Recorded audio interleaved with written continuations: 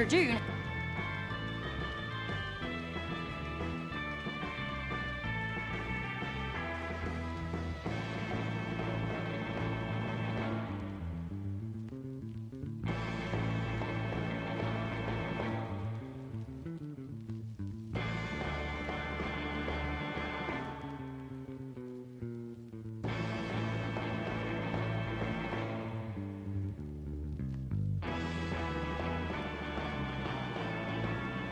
Dirter.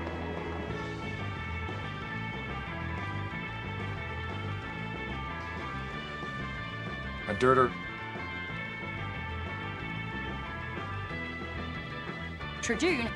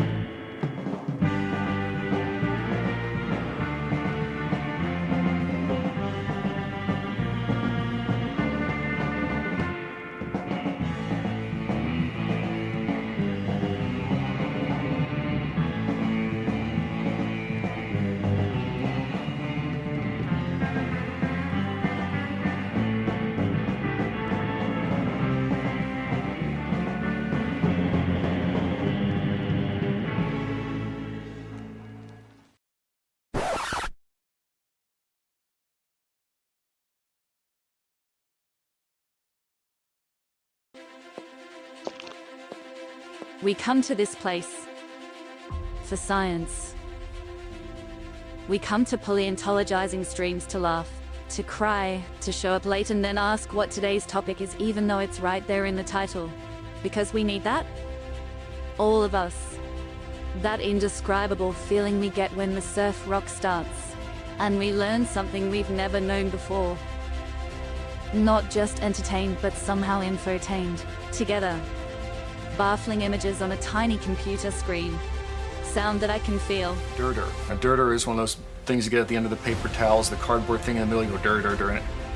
Genus names I can mispronounce. Somehow, extinction feels good in a place like this. Our common ancestors feel like the best part of us. And dinosaurs feel like they're still around. Because here, they are. Paleontologizing streams, we make fossils less dead.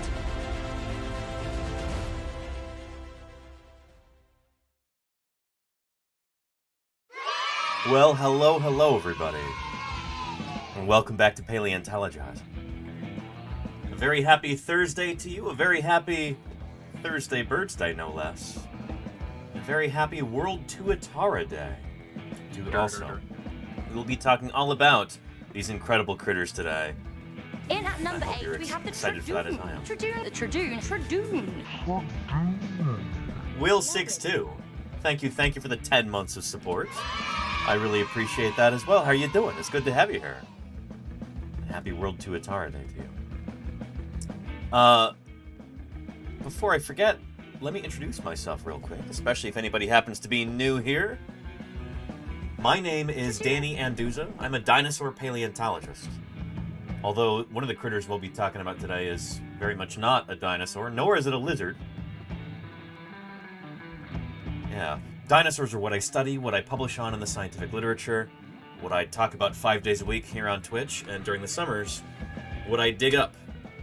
Very, very excited. In less than a month, I'll be out there again in the field digging up dinosaurs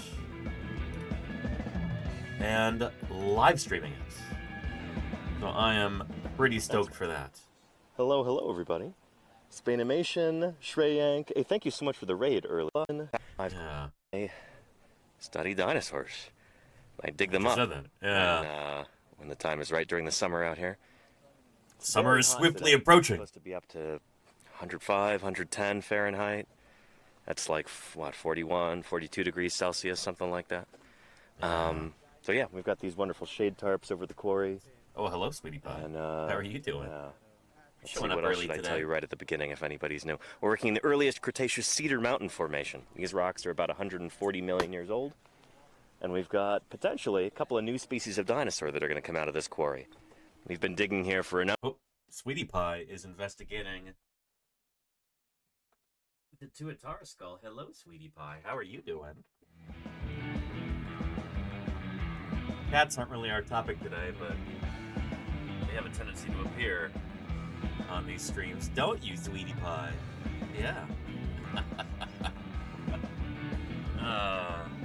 Always a favorite place. And here she is, investigating some of the plants got up on the wall today. Yeah. Sweetie Pie loves some plants. He really does. Anyway, how are you doing, sweetie? You want to say hello to everybody? Yeah. Hi. You didn't like that. What are you doing? What are you doing? Anyway, yeah, that's me. Dinosaur paleontologist. I talk about dinosaurs here on Twitch. I'm going to be digging up dinosaurs live on Twitch again this summer in just a few weeks. Very excited for that. But today, of course, is World TUATARA Day. And we are going to be talking about these critters. TUATARA. They are pretty special. The last surviving remnants, the last surviving species of a once dominant group of reptiles. These used to be the most common small reptiles in the entire world. Now there's only one species left on the planet. In New Zealand. Anyway, we'll be talking about them today. What are you looking at, sweetie? What are you investigating? What are you investigating? What is it? You want some treats, don't you? Yeah. Yeah, I think you do. I think somebody's hungry. I think somebody's hungry. Scratching her face on the mic there. Yeah? Is that good for scratching? Yeah, that's the stuff. She likes to do this. Sometimes she'll like rub the side of her canine teeth on different objects. Sometimes she'll do it on me. But she really likes that. You like having your face squished like that, huh? Yeah. It's one of your favorite things. That's one of your favorite things. A little bit more. There we go.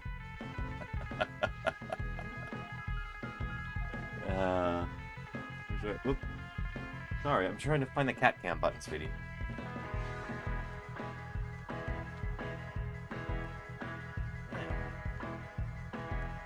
All right, let's get some treats for you. Let's get some treats for you. Would you like that? Would you like that?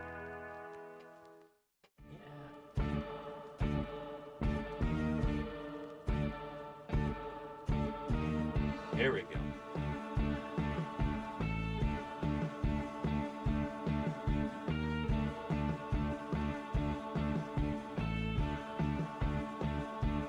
There you go. Go nuts. All for you. What a feast. Look at that. There you go. Anyway, let's see who's here in the chat right now while Sweetie Pie eats. I already lost the top of chat, but we've got Golganek and Matt M33. I remember Kodali and Matt M33. We're here right at the beginning. Golganek, how are you doing? It's good to see you too. Niffler and Rachel Darling Endeavors. Lenina, thank you for everything you do, Lenina. It's great to see you. We've got Gravity 1963. How are you doing, Gravity? Welcome back. I'm so glad you're so excited for today's stream. It's going to be a good one. Who else we got? Dino Wolf with the 12 months of support. Really appreciate that, Dino Wolf. Arle, Tradoon to you too. It's good to see you, Arle. I hope you're having a good day. Hope you had a wonderful birthday yesterday. Haraz, it's good to see you too. Hello, hello. We've got Nice Opinion. Says, hello, mister. You don't have to call me mister. But the Nice paleontologist field isn't narrow to what we understand. On the contrary, we stretch our understanding to try and take in the universe. ZGray525, thank you for the follow. I promise I'm not a cat. This is Sweetie Pie here, who's eating some of her dental treats, and that's why we've got the cat cam engaged. I'm over here. We'll switch back to my camera in a minute when she's finished chomping. Perilous 3D, how are you doing? Welcome back. Charlie's Dragon and Feral Yoshi, Sloppy Salamander, and Rakadactylus. How are you all doing? It's great to have you here. Hello, hello. Grim Deviant, I hope you're doing well. It's good to see you. Broken Symmetry, welcome, welcome. And Furangi says, I feel sick, but I'm taking this is taking my mind off it. Thanks. You bet, Furangi. It's good to have you. And I hope your committee gets back to you soon, Rakadactylus. Should I say Dr. Rakadactylus? Congratulations. What's today's topic? Rakadactylus, yeah. Baja Smancer, how are you doing? It's good to see you. There we go. Excellent. Thanks for stopping by, Sweetie Pie. Hope you enjoyed. Science Streams Balint, I hope you're doing well. It was lovely doing a crossover with you last night, talking about those papers. It was a ton of fun. Thank you again for the opportunity. Heptacularaptor is here. How are you doing, Heptacularaptor? Welcome, welcome. And of course, Claire Burr. Claire, I hope you're having a great day. It's good to see you, Claire. Welcome, welcome. Thank you for everything you do. Let's see. Scrolling. Creatrix Brit. Brit, I hope you're doing well too. It is good to see you.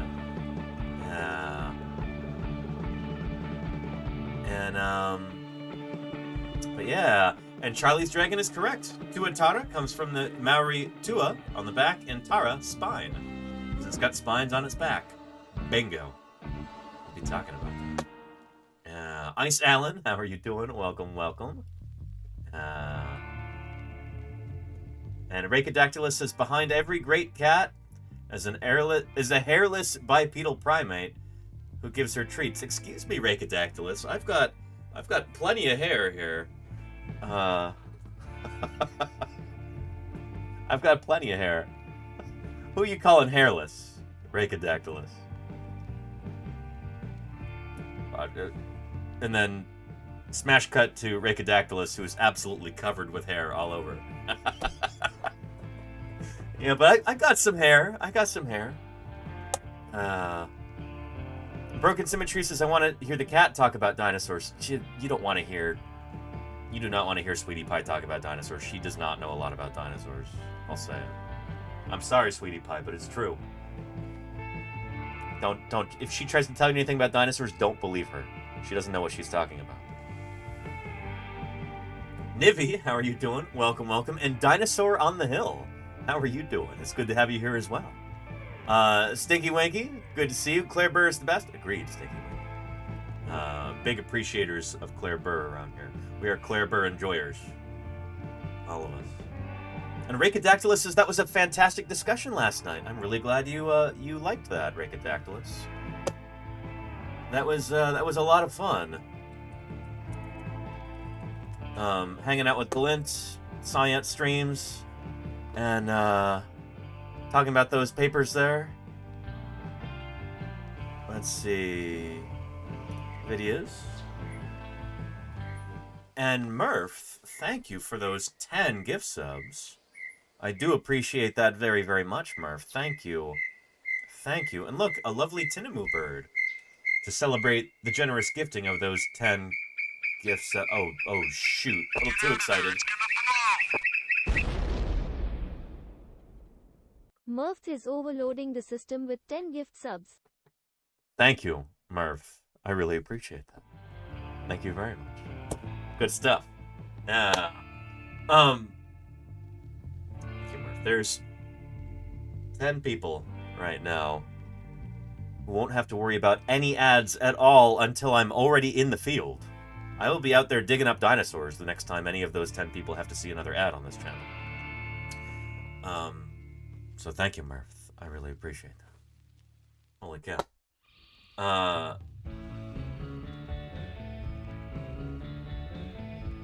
I don't have to say how much I appreciate you, Murph, but I will instead. Again, I will still say it. Appreciate you a lot, Murph. Thank you for your ongoing support. It means a lot. It really does. You don't know the half of it. Not on Burbs Day. You know, it happens sometimes. Science Streams. That's okay. Yeah. And there you go, Gravity, yeah. Anywho, before we get into Tuatara today, there is an exciting piece of news here.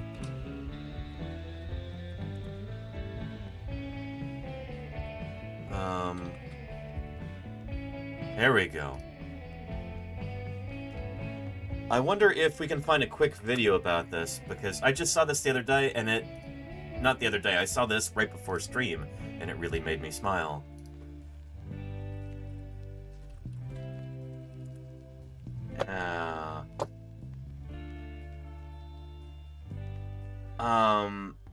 Take a look at this. World's rarest fish lives in an unlikely place. It lives in a devil's hole. This is the rarest fish in the world that we know of. It's the devil's hole pupfish. Only 131 were found in a recent count. They're right here in California, if I remember correctly. They live in a geothermal pool inside a limestone cavern called Devil's Hole. The hole is a constant 92 degrees Fahrenheit. It's just a few miles east of Death Valley National Park, right here in California. The cavern is about 500 feet deep, and it's unknown how deep the pool is. The fish mostly stay on a shallow limestone shelf, It's about 6.5 by 13 feet, feeding on algae that forms on the surface of the water. Scientists estimate the fish have been isolated in the cavern for at least 60,000 years, enough time to become a distinct species. They've been on the endangered species list since 1967. And for reasons unknown, the population began declining in the late 1990s. So far, attempts to establish populations elsewhere have failed. Nobody's been able to breed them in captivity, apparently. For the safety of the fish and because of the depth of the pool is unknown, Devil's Hole is closed off to visitors. I think people have fallen in and died there, though. People who were trying to cause trouble.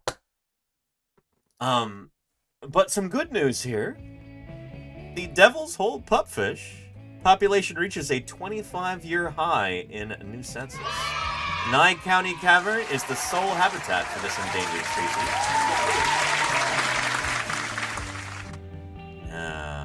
A population spurt for the Devil's Hole pupfish, a critically endangered fish at Death Valley National Park, is giving scientists cause for optimism, the National Park Service said. Scientists from the Park Service, the Nevada Department of Wildlife, and the U.S. Fish and Wildlife Service counted 191 pupfish at Devil's Hole over the course of their spring study from April 5th to 6th, officials said. This marks a 25-year high, they said. Exciting. Increasing numbers allow the managing agencies to consider research that may not have been possible in the past, even when even slight perturbations of habitat or fish had to be completely avoided, said Michael Schwem, senior fish biologist for the U.S. Fish and Wildlife Service. We talked about fish and wildlife yesterday, was it? Or was it the day before when we were talking about public lands? I think it was yesterday. Yeah. We're excited about the future directions with respect to managing this species. Many pairs of the fish were found courting and spawning in their 92-degree habitat, officials said. The species fully resides in Devil's Hole, a water-filled cavern near Ash Meadows National Wildlife Refuge in Nye County.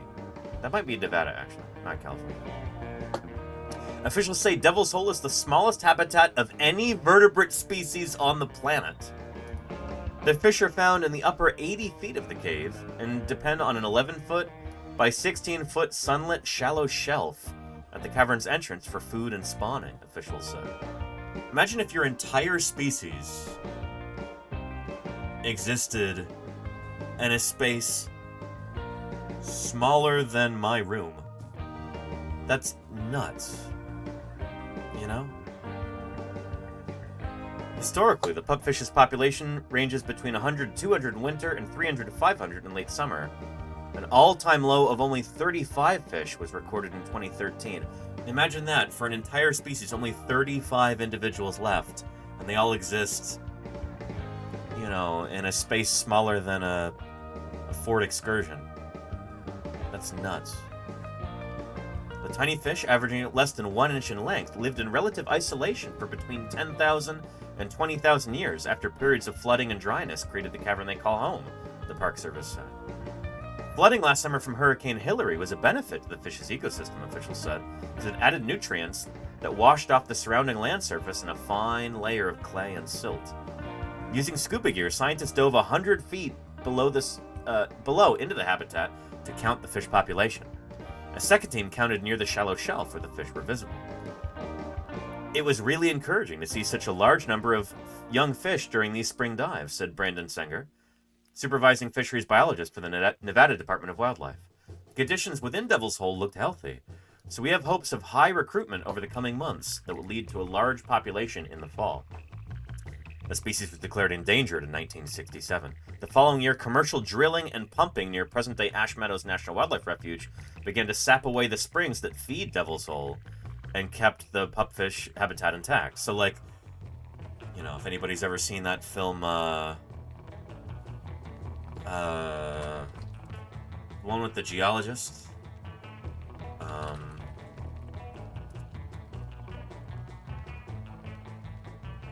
yeah.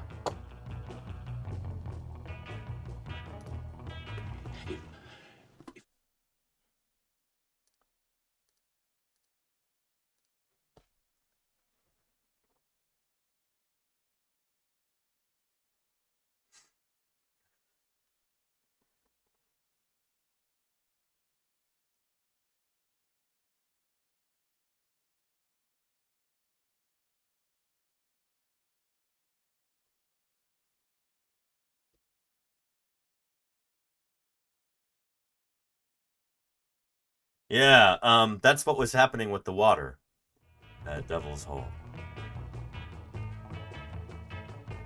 So yeah. And that was not No Country for Old Men, nor was it Showgirls, nor was it, no, it was There Will Be Blood. Yeah. And that's not Gangs of New York and Light and Tight. Here, I needed to discuss this with Rocket Sage at some point. Here we go. Rock stars, geologists on the silver screen. This is from Earth Magazine from 2015. Yeah. When geologists gather for a beer after work or around a campfire after a long day in the field, the conversation sometimes turns to how our profession, geologists, is portrayed on film. Are geologists heroes or villains? Do they appear only in supporting roles, the parts limited to entering an office, uttering drill here and probably leaving the scene? Or are they main characters? Michael Easton of the Ontario Geological Survey and colleagues addressed some of these points in the 1990 article Hollywood's Portrayal of Geologists, Earth Scientists on Celluloid, in the pages of this magazine called Geo Times. The writers concluded that geologists are usually pictured as good guys, and that they are most often guys, male, who work outdoors and love to seek out the local bar for a beer or two. Anyway, so this article is kind of about that. Portrayals of geologists in film. And here are some US and British movies with geologist characters. And the one that we just saw a clip of right there was right here from 2007, There Will Be Blood. Daniel Day-Lewis's character is a geologist in that film. And Tremors too, yeah, there's one in Tremors. A few of these are actually paleontologists. It's one of my goals at some point to create, this has been a project in the works for years and years and years, but to do a film retrospective, a long video, I'll do it on YouTube, of different paleontologists who were portrayed in different films to try and answer some of these same questions. How does Hollywood portray paleontologists? Anyway, and yeah, he's a geologist in that film, Paleo Ken, yeah. It's a great movie, Ken. You should watch it if you haven't seen it. Yeah. Anyhow, yeah. Good stuff. Anyway, again, you've got that article in the chat there. The reason I bring that up, I drink your milkshake anyway. 1968, commercial drilling and pumping near present-day Ash Meadows National Wildlife Refuge began to sap away the springs, the water, the fresh water that feeds Devil's Hole, keeps the pupfish habitat intact. Patrick Donnelly, Great Basin Director for environmental nonprofit Center for Biological Diversity, said exploratory drilling and a proposed lithium mine near Ash Meadows could pose a threat to the recovering endangered species. The amount of water in there is reflective of the health of Ash Meadows, he said. I think there's this tendency to think of Devil's Hole as this oddity that's separated from the rest of the ecosystem, but actually the health of Devil's Hole is the health of all of Ash Meadows and Death Valley. So anyway, this little fish might seem insignificant and unimportant, but it is a unique species. It has existed in this spot for the past 60,000 years. There's only a couple hundred of them left at most. They need our protection, but not just them, all of the surrounding ecosystem needs our understanding and frankly, our absence from the area as best we can do. Yeah. It is clearly very important if Octonauts didn't exempt an episode on the Devil's Hole pupfish. Samar Faye, really? Are you serious? Back in Montana, I dated a gal who worked in childcare, and she used to watch Octonauts with her, her flock. And it's funny, I'd be talking about some sort of, coelacanths or something, and she's like, oh yeah, I know about coelacanths. And I'm like, how do you know about coelacanths? And she goes, Octonauts.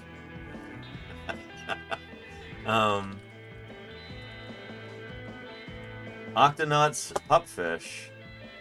Holy cow, it is a thing. Will you look at that? Anyway, this is a children's show that teaches kids about marine life and apparently freshwater fishes as well.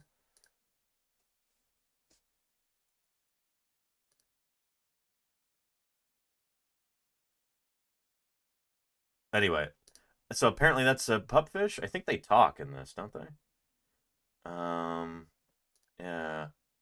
Yeah. Yeah. I've only seen clips of the coelacanth one. I looked it up after she was talking about this. And there's a surprising amount of science that they're able to kind of squish into a children's television show with, talking ray-finned fishes like this, or lobe-finned fishes in the case of the coelacanth. But yeah. Gravity says, Octonauts is a cool show, to be honest. Kudos to them. I'm clearly not the target audience for this show, but that doesn't mean I can't appreciate that they're introducing science to kiddos, so very cool. Yeah. Anyway, and those are otters. Thank you, Samarfa. Yeah. There's a Shriekback song called coelacanth. It's misspelled. Oh, Dr. Hubs, we may have actually listened to that at one point for our coelacanth stream. Every December 23rd, on the eve of Christmas Eve, that is, it's what we call Fishmas around here. That's coelacanth Day. Fishmas Day. You know? Here, I can show you a clip. From the YouTube. All of our VODs go up on...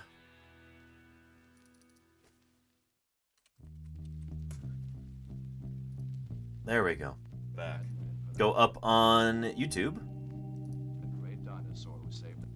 I really appreciate that. So here is my Fishmas Day stream. Burp.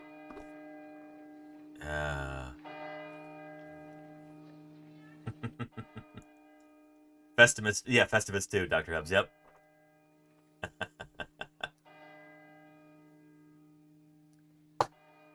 Fishmas Day.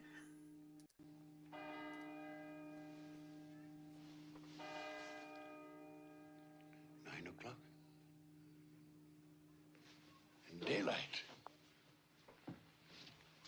But what day?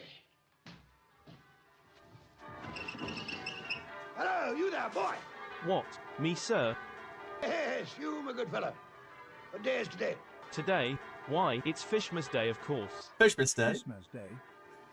I haven't missed it. Hello, everybody, and welcome back to Paleontologizing. It is so good to have you here, and a very happy Fishmas Day to you. Yeah. We talked all about coelacanths Day to us all on this day. Just like we're talking about TUATARA today for World TUATARA Day. I've been trying to observe more of these interesting days like this, you know? Yeah. And Pope, I kind of, well, I don't know. Maybe like a Weta after those animals freeze. Maybe they could. But yeah. And Tuna Day. When is Tuna Day, Enlightened Tight? When is Tuna Day? Because I'm a big fan of tuna. Not as food. I think that's gross. It's like eating cat food. Ugh. But as animals, they are incredible. They are such cool fishes. Tuna are really, really interesting. And YouTube is really... copying? There we go. Here, it's this. Oh, text and this is. You can highlight it here too. I don't know what's up with YouTube today. But yeah. Anywho, here's the Fishmas Day stream. If you'd care to see that, we may have even discussed the Octonauts thing there. And today's World Tuna Day. Really? World Tuna Day and World TUATARA Day. They ought to separate those into different days. That's... Oh, boy. Yeah, they... You know I have to choose the TUATARA. if given a choice. But yeah.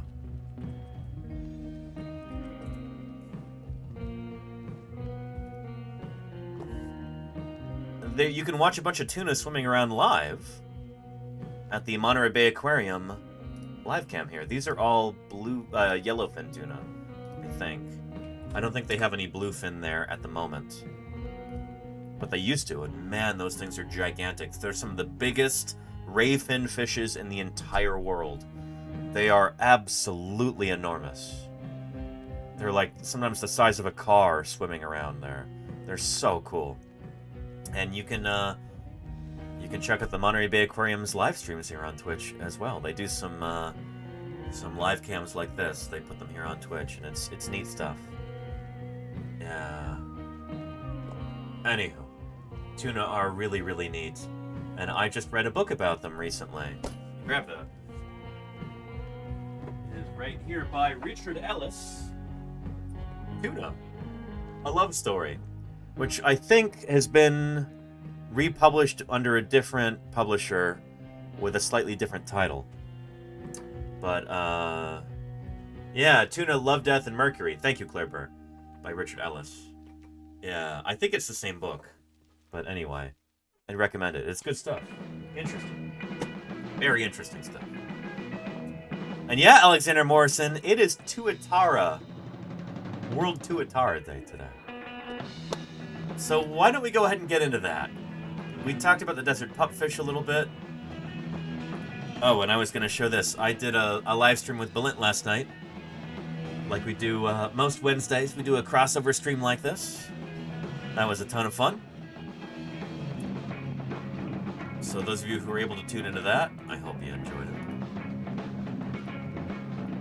Anyway, to get to our topic today.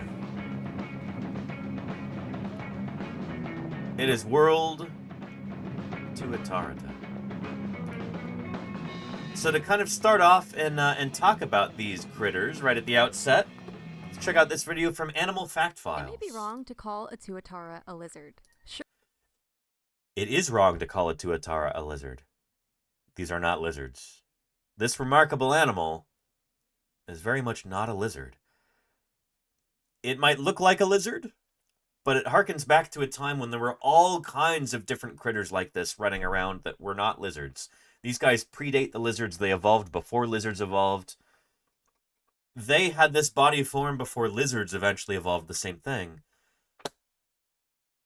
They're from before the lizards.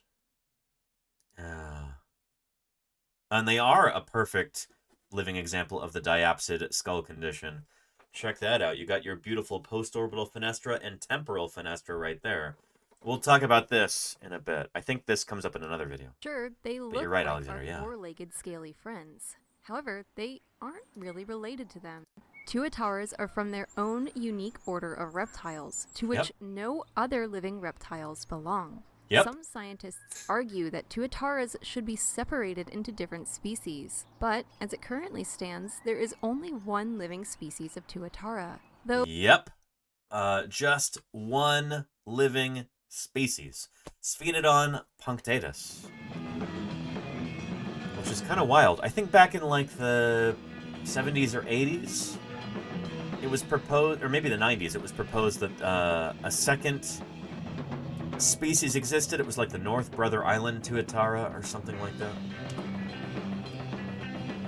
But no longer. Now it's considered a subspecies. So let's jump to Sauropsida, the sauropsids, which are reptiles, on our tree of life here. Yeah. So sauropsids are reptiles. That includes lizards, which also includes snakes. Snakes are a kind of lizard. Turtles are part of this group too. Crocodilians are part of this group, and so are birds.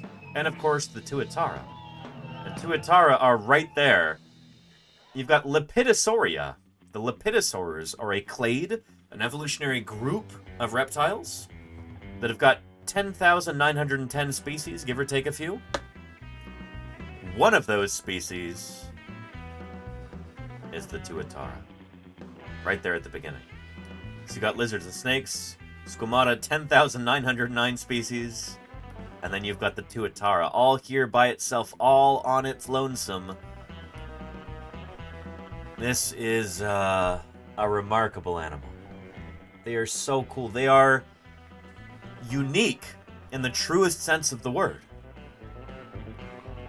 The word unique doesn't just mean kind of special. I think a lot of people use that word unique to mean like, oh, it's a little bit different. It's unique. Some people even say very unique. But unique is one of those words that's actually a superlative. You can't be a little bit unique. Unique is a binary proposition. Unique means one of a kind. Exactly, Harry Dutch. Exactly. It is literally one of a kind. Yes, Alexander Morris. And Tuatara are literally one of a kind. There's one species left from this once grand and dominant group. There was a time when this kind of animal, rhynchocephalian animal, they had dozens, hundreds, maybe thousands of species all across the planet. During the Triassic and Jurassic periods, these guys were absolutely everywhere. But that's before the evolution of lizards. Lizards kind of took over after they evolved. There's maybe a few reasons for that. We'll maybe talk about this today. See if we get into it, if people are curious about it. But yeah. Bald Squirrel says, I guess cuteness was everywhere. That it definitely was. Yeah, the Mesozoic was a cool time. Yeah. It's pretty neat. They are really, really cool critters. Let's talk about them. But as it currently stands, there is only one living species of Tuatara, though they don't seem to be really aware of what some might consider a lonely existence. Apparently, Tuataras aren't against bullying one another for good den sites. Yep, and they're they competitive. may even engage in combat during the breeding season. Also, they can be like super old. So personally, I see these guys as the grandpa reptiles who just want to live in peace and keep everybody else off their lawn. Tuataras are found in New Zealand. They once populated the mainland of the country, but at this point their populations are limited to remote islands off the coast. These islands are difficult to access, and even if someone went through the trouble of getting to one of these islands, that person wouldn't be able to take a Tuatara home. Tuataras are legally protected and have been for Thank more goodness than they're 100 legally protected. years. Only recently have zoos been allowed to exhibit Tuataras, and even that is limited. Considering their peculiar lifestyles, even housing a Tuatara could prove quite the challenge. And a few zoos are up to that challenge. Let's jump quickly to the San Diego Zoo, which I'm really hoping I might be able to visit when I go down to TwitchCon this year. They have got Tuatara.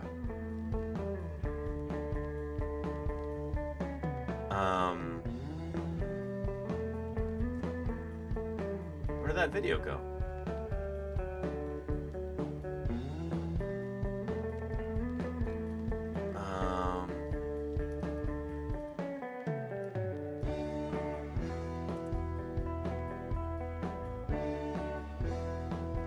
That's odd. There used to be a wonderful video from the San Diego Zoo about Tuatara. We've watched it before on this channel. Well, here's one from the Toledo Zoo. Let's take a look at that, I suppose. Instead of settling for knowing what dinosaurs looked like, we now need to know how they lived. And thank you, James Howlett. Did I for make the... it paleo dance, paleo dance, paleo Yes, indeed, James Howlett. Thank you for the 31 months of support. I really appreciate that, James Howlett. Thank you. For being here online for that long. I really appreciate that. Holy moly. You know, age is all relative. You know, some animals only live a few years. Some live well over a century. One of the animals that... Yeah, shoot, politicians in the U.S. seem to all live over a century. Some live well over a century. The Tuataras that we have here are one of the animals that live well over a century. An animal 75, 100 years old is not really an old Tuatara. Yeah. Now, they don't live quite as long as perhaps some of the giant tortoises. It might be 200 years. But what's really remarkable about tuataras is that there is a father, tuatara, that sired a clutch of eggs that was 117 years old. Yeah. The people of Toledo... He was 117 years old, not the clutch of eggs was brand new. The clutch of eggs was not 117 years old. But he was 117 years old, and he fathered a clutch of eggs like that. Yeah, and that may have actually been the first time he had ever had young. But yeah, isn't that cool, Lenina? Yeah. That's some Abrahamic stuff right there. Nuts. Toledo should be really proud that we have tuataras. This is the fourth living order of the reptilia.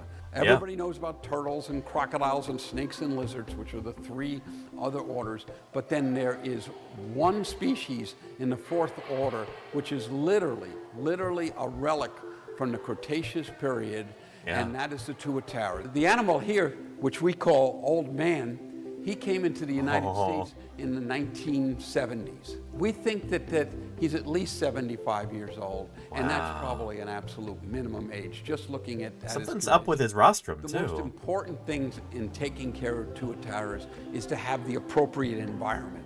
Tuataras have the coldest temperature preference of any reptile. The condition... Which is their native New Zealand, just like Yakmans. How are you doing, Yakmans? Welcome, welcome. It is wonderful to have you here. We've got a Kiwi here in the chat. Welcome, welcome, Yakmans. We're talking about one of the prides of your home country, the Tuatara. Happy World Tuatara Day to you, Yakmans. How are you? I was looking for a New Zealand flag to put up today, and I don't have one. I've got a collection of like 100 different flags, little flags like that. We didn't have a New Zealand one, unfortunately. There was an Australia one, but there wasn't the New Zealand one with the red stars. So yeah, a disgrace. I know, right, Gravity? Do better, Danny. I need to work on that. I should have sprung for the bigger pack of different national flags on Amazon. I got one that was really good and also really cheap. I should have gotten the one that was kind of expensive but had 3 times as many flags. Anyway, Yakmans, it's good to have you here. We're going to be hearing a lot of New Zealand accents on today's stream and various videos that we watch about this remarkable animal, Tuatara Sphenodon punctatus, a truly unique modern reptile, a creature that is the last surviving member of its lineage, a once dominant lineage. It used to be that most small reptiles running around in any given ecosystem were rhynchocephalians. They were a member of this group. Now there's only one left in the entire world. Yeah. And Enlightened Tight, we do have... Oh, holy cow. Enlightened Tight, you're tempting me to go on an hour-long tangent here. But we 1,000,000% have ways of aging dinosaurs. Trying to determine how old they were. And because dinosaur growth and development is extraordinarily important to understand. This thing that we call... Ontogeny. Ontogeny. It's extremely important to understand. If you want to know anything at all about a dinosaur's biology, Ontogeny. you have to understand its ontogeny. These animals change a tremendous amount as they grow and mature. And, Ontogeny. Ontogeny is vitally important. Yeah. We can... The shortest of summaries, we can cut open dinosaur bones and count the growth rings inside. Like a tree ring. Or like a tree stump, counting the growth rings in a tree. To tell how old they were, that is super important. So, you stick around and you will hear a ton about this in Enlightened Type. We talk about it literally almost every stream. So yeah. Anyway. But yeah. Oh, and very cool, Samarfe. Wait, is that you, or Claire Burr saying that. Yeah. Yeah, and the Kia and the Kiwi. We'll be talking about those too. We've got it's also Thursday Birds Day today. Yak Man's. Every Thursday is Thursday Birds Day here on Paleontologizing. So we'll be getting to that in a little bit. Yeah. Way more than recently. Cool, Smartfay. Cool. And can we approximate, but we still don't know how to dial it in to exacts? Will we ever get to that point? No, we can tell exactly how old certain dinosaurs were when they died by counting the growth rings. There's very little ambiguity, I feel, in that methodology, which is really cool. Yeah. Anywho, back to our TUATARA here. That we keep these animals at. 99% of reptiles would not feed. They would almost go into hibernation. When it comes to the diet of tuataras, we really don't change when they get older. But we're very, very conscious about the amount that they eat. Their metabolism is very, very slow. And the total amount of food that these animals consume in a year is very, very small. We feed them, weekly or bi-weekly, and we give them a diverse diet so that we get all the vitamins and minerals that they might need. On the bottom line, these are just really, really interesting animals. Very cool. And you can see them at the Toledo Zoo. Who would have thought? Ohio. Toledo, Ohio. Ohio is one of those states that everyone always forgets about, but it is what, like the 6th most populous state in the U.S.? It has a ton of different cities that are really important, but nobody really thinks about. All of these cities: Toledo, Cincinnati, Cleveland, Columbus, Dayton. Yeah. Ohio. It's a thing. I went there for the first time this past summer. It was cool. There's a surprising number of dinosaur museums in Ohio as well, including the museum that I'm going to be collecting for in less than a month, out in Wyoming. When I am back out here. Let's protect our fossils, because if they're removed, America loses them forever. Samar Faye, thank you for subscribing. Welcome, Samar Faye. Holy cow. Thank you for that pledge of ongoing support. That's a recurring sub right there. I really appreciate it, Samar Faye. Thank you. You will not have to watch any ads at all in less than a month when I'm out here in the field digging up dinosaurs in Wyoming. You might be familiar with the Hell Creek Formation or the Morrison Formation, these really famous rock units here in Western North America. The Almond Formation is very obscure, very understudied, and that's why we're so excited to be here. And that's why just about anything we find here is going to be new, because these rocks are largely unexplored. The last time that anybody actually dug up dinosaurs here was 1937. When Barnum Brown was coming through. He's the guy who discovered Tyrannosaurus Rex.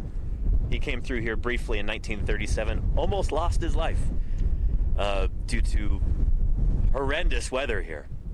Like, tremendous thunderstorms and flash floods, and yeah, he almost got stranded and froze to death. He barely made it out alive. We've been blessed with mostly better weather than that. So far, been pretty lucky. Cross your fingers. We continue to have better weather this year. Super excited to be here and super excited to be able to show you this. So yeah. And later on this stream, I was jacketing a duckbill dinosaur tibia, putting a protective cocoon around this so we can get it safely back to the laboratory. And that laboratory is, or the museum that this is going to be housed in, is the Cincinnati Museum of Natural History in Ohio.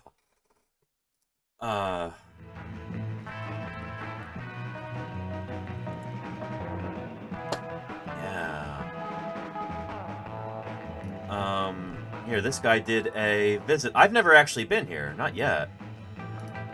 his love. But apparently it is really cool. For everyone here, so let's go ahead and take a look. Neat stuff. They've, this is where SVP, the Society of Vertebrate Paleontology Conference, our big global conference as vertebrate paleontologists, this was hosted there in Cincinnati this past year. I didn't get to go because I was at TwitchCon instead. But, really cool stuff. Our dinosaurs might well be on display there in a few years. But we're digging them up this summer. Very excited about that. Anyhow. But yeah. The Lido on the lake. Yeah, there you go, Fall Machine. Toledo. Anyway, they've got dinosaurs in Ohio, and they've got Tuatara as well. I had no idea. That is really darn cool.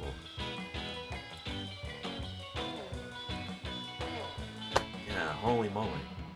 They also have Tuatara at the Chester Zoo, apparently. Somewhere in one of those obscure island countries. I forget what it's called.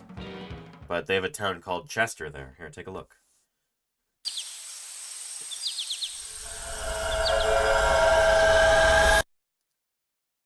My name is Matt Swatman, and I am the Assistant Team Manager of the Herpetology Department at Chester Zoo. I've been here for about 15 years now.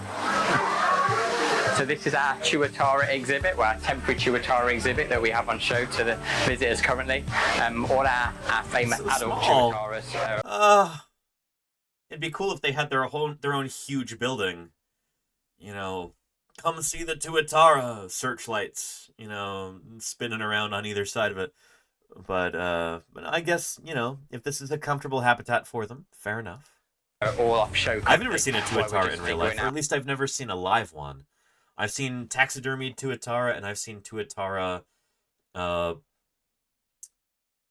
modern bones, and I've collected Tuatara fossils, or at least rhynchocephalian fossils, in Montana, in the Kootenai Formation, like early Cretaceous.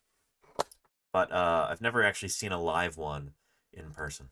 Out what the next steps for them are regarding displaying them. We're not talking about the third eye yet, but we will. To not have a Tuatara on display because they are kind of an iconic thing about Chester Zoo. So we decided to sort of put this together. As you can see, it's relatively densely planted at low level, although it's still growing in because it's only been functioning for a few months. There's lots of tropical ferns, there's lots of burrows, and lots of. You love that obscure island nation. There you go, Dendron Parks. Yeah. But it does sit on the cool wall. I've heard good things. Building, so as we sort of head towards this obscure island nation was the birthplace of dinosaur paleontology, if you can believe that. How's that for a fun fact? Yeah, it was within this far-flung, exotic, obscure island nation that dinosaur science first got its start. There you go, Cast a Dreamer, yeah. Autumn, we're starting to get like cooler nighttime temperatures, and again it helps them to adapt to, you know, a life similar to how they would have in New Zealand. So although we're in the greenhouse part of the building, this particular bit is the coolest area, and so it does expose them to the lower temperatures that they prefer. Nice. Fundamentally, the thing they're most famous for is their two lines of top teeth. They have one single layer at the bottom, and basically that single layer like interlays between those two. And then also they have quite a highly evolved. Their teeth are super strange. Which isn't actually an eye at all, although it does have a retina and a lens. But it's actually a light sensor, and it helps them determine between light and. It is an eye, the third eye that they have. It's just covered up by skin, and it's not as well developed as the other two eyes. It's what we call a parietal eye. A number of different creatures have this, but in the Tuatara, it seems to be the most well-developed out of any living animal that I'm aware of. I've never been to New Zealand. No, it's with being living fossils. I believe the work that's been done since it suggests that they haven't evolved from lizards, but they've actually evolved completely independently. That's true. So completely independently, so they're unrelated to squamata. It's just that they happen to look very similar to them. To be honest, I don't think our probably day-to-day visitors do probably appreciate the evolutionary distinction of them, although we're very fortunate to have like a real sort of hardcore group of members, and they're particularly passionate. So that's the thing, is that if your visitors don't really understand if they don't appreciate how unique this animal is, that's not really a them problem, that's kind of a you problem.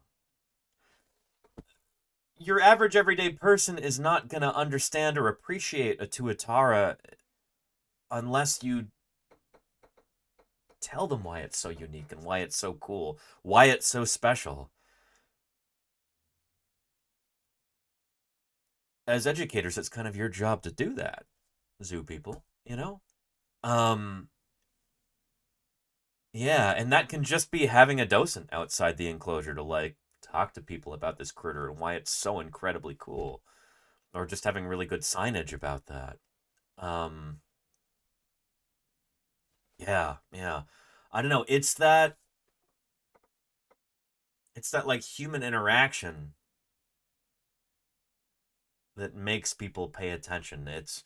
I don't know. I have worked in a number of different museums behind the scenes, and I always try my best to take that work and bring it to the front of the house.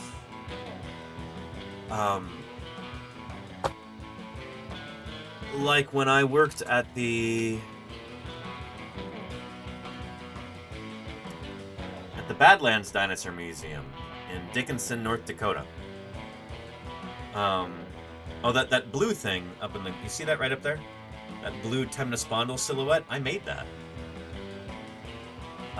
I sketched that out and I think I painted it too for that. Anyway, it looks a little bit different from this now. But anyway, when I was working here, we were waiting to go out to the field one summer, and I was helping out my old crew chief, Denver Fowler. He had just recently become curator of this museum.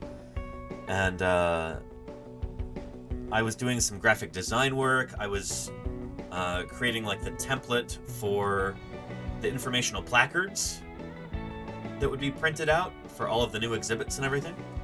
And rather than do that work behind the scenes, I took my laptop and my draw pad and a folding table and an extension cord, and I went out into the museum hall. I was actually right up there, like on this side over here of the railing, so that I could interact with museum visitors.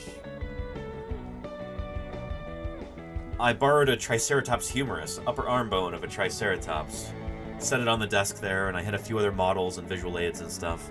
And, I'd be diligently working there, but then when a group of visitors would come by, sometimes I would make eye contact with them and ask if they had any questions, or if they'd like to touch a real Triceratops humerus.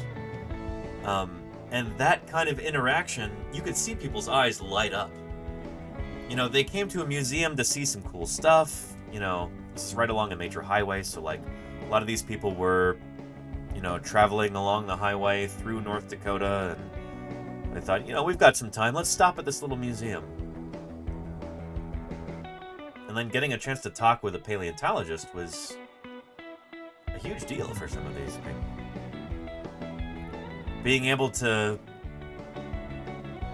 ask questions and be told about why these fossils are so special,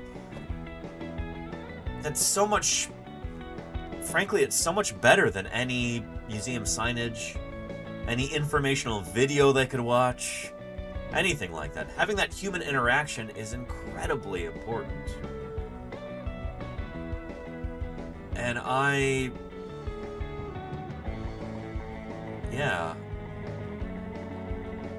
checked the Google reviews and the Yelp reviews and stuff for the museum afterward, because I was working there for about a month before we left for the field to go dig up dinosaurs, and I was surprised at the number of people who wrote a review and they said, hey, I got to talk with a paleontologist who was working there, and that was the best part of the visit. It was super cool, being able to interact with somebody in person, have them answer my questions. That was pretty darn cool. Anyway, that human touch is, don't underestimate how important that is. Yeah. Sagiguana says, what a special experience for visitors. You know, and it's not difficult to do. Like, maybe I wouldn't get quite as much work done if I'm out there in the exhibit hall talking to people. But I think it's worth it for how much more the visitors are getting out of that experience. You know? So yeah. And Enlightened Tide says the London NHM, yeah, don't get me started on them. They spent millions on making a huge building which would make the research more visible, but it's basically just a glass wall between visitors and the labs. Really ridiculous. Don't get me started on the NHM and their exhibit designs and everything. They had a truly disastrous remodel at one point. And it's just... I don't know. They had completely the wrong idea. Samarface says docents and interpretive guides are often volunteers. I was volunteering at the time. I wasn't getting paid for being out there. Yeah. But that can be having a... It might be difficult finding docents and volunteers and people like that who know what they're talking about and are enthusiastic, passionate, they're eager to talk to visitors. But if you can find one of those people, that is like gold in your hand. Really spectacular, spared no expense. And Oscar Jr. JRS gifted a tier 1 Thank you for that gift to sub. Baloo I really _ appreciate it. Thank you, Oscar Jr. Appreciate you. Yeah. But yeah. Anywho. Yeah. Samar faces, you can find enthusiasm and passion and teach the information. Yeah. So, we were talking about the Monterey Bay Aquarium earlier. And this is an institution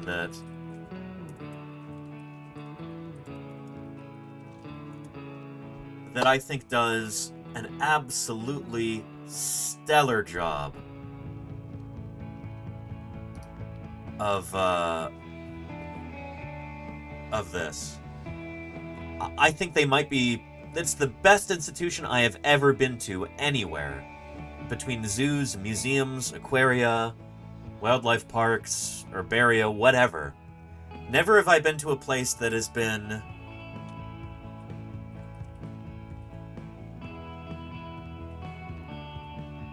this well run, with volunteers and docents who are as enthusiastic and knowledgeable and personable as I've seen here. This is absolutely top of the line. Whatever they are doing right. It is incredible. I was able to visit here a couple weeks ago. Actually, it was probably a couple months ago now. Lordy and I took a visit to the Monterey Bay Aquarium, and I made sure that every time I got the chance, I would talk to one of the docents, and I would ask them, like, what's your secret? How does this work? Why does it seem like all of the docents are super happy to be there, super enthusiastic, super knowledgeable, friendly, everything else, and it's a training program? That's what does it. I'm trying to find you a...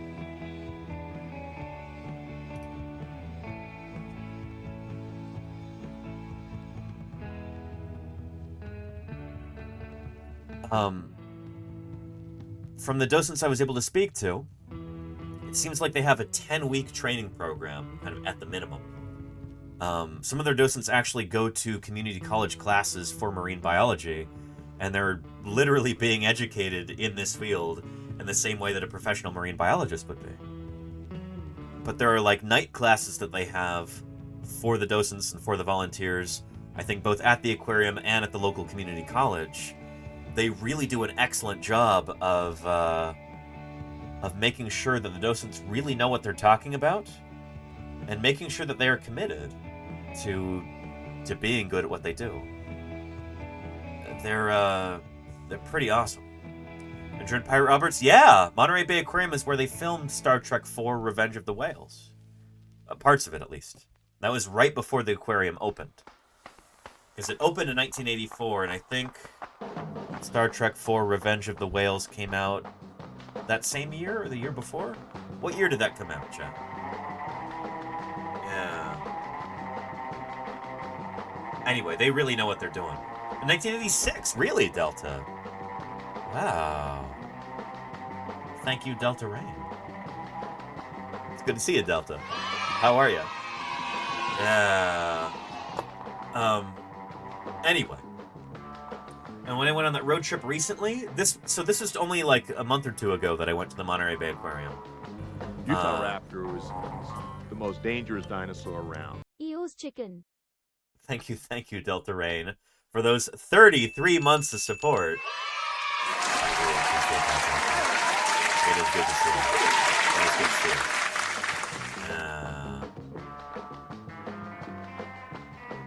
Good stuff. Yeah. How far from there are the nuclear vessels? Quite far, actually. The nuclear vessels are in Alameda, California. It's right near where I live.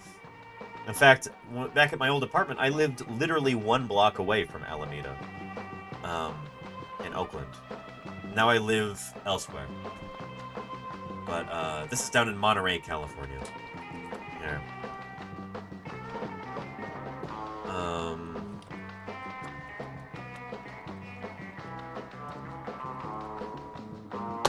Find a map of the San Francisco Bay Area.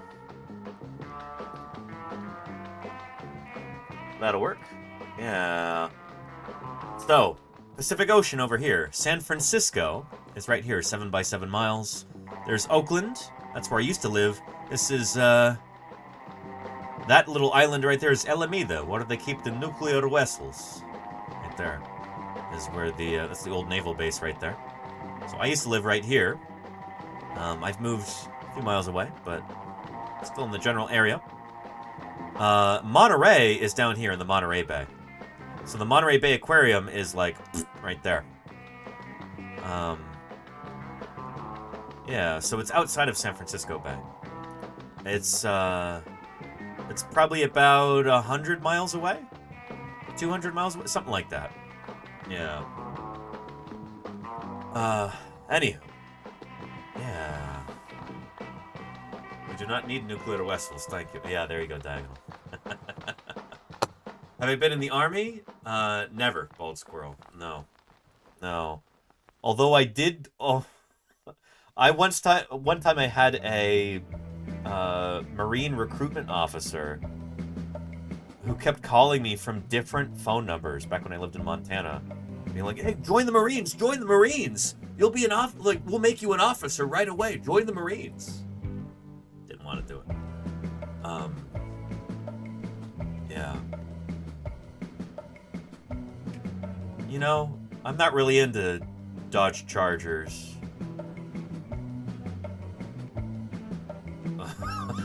Or else I might have been tempted. Yeah. But that being said, there are a number of paleontologists who were in the U.S. Marines. Jack Horner got drafted into the U.S. Marines when during Vietnam, and he saw combat. I'll show you a video of him talking about that.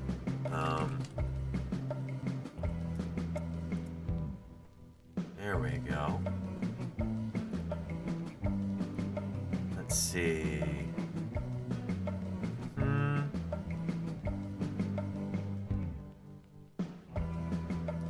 And your students. Look at the trout.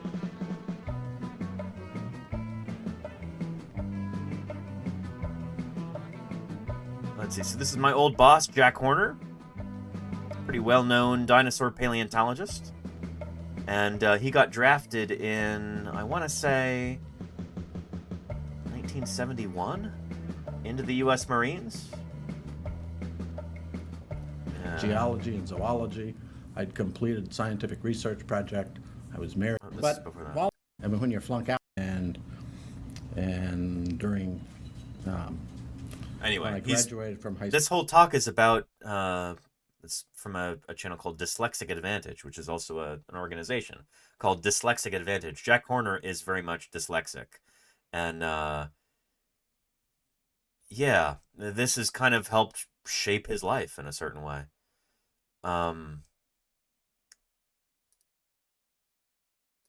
Yeah.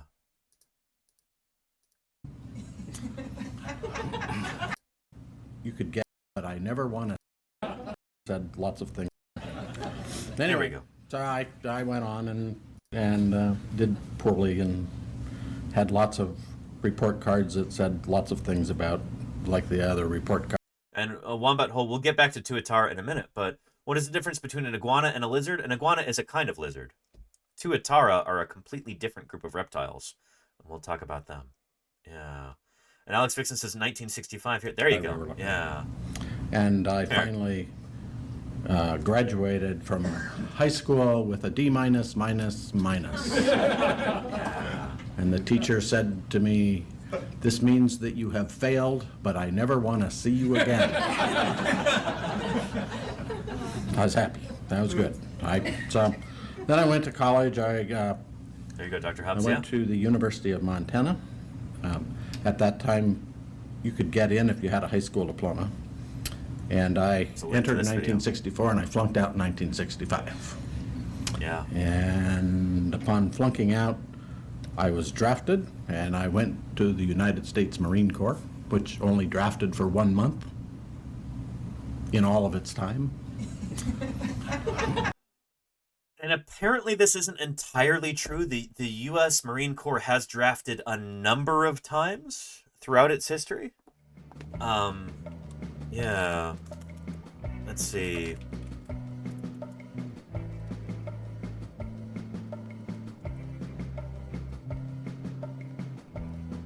There we go. Conscription in the United States. The Marines draft during the Vietnam War. Quora. Oh boy. Quora often is a source of misinformation. But, yeah. Anyway, they did have a draft. It was just pretty quiet most of the time. Anyway, yeah. And I went to the United States Marine Corps, which only drafted for 1 month in all of its time. Not true. They've actually drafted a few times. They just don't like to talk about it. As a not only dyslexic, but unlucky. They have a reputation as a volunteer-only force. Not entirely an earned reputation. And there you go, Smartfay. Yes, indeed. Yeah. So that was 1966, and then I came back, and then I went back to college, and according to my father, in 1973, I had flunked out of college 5 times and 7 times in 5 years, and I was 27 years old. I was married. I was a truck driver, and as far as my father was concerned, that was the end of my life. He wasn't even going to hire me to work in his gravel plant, which was okay. That was all right. But that's not really how I looked at it. I sort of had a different view of my life.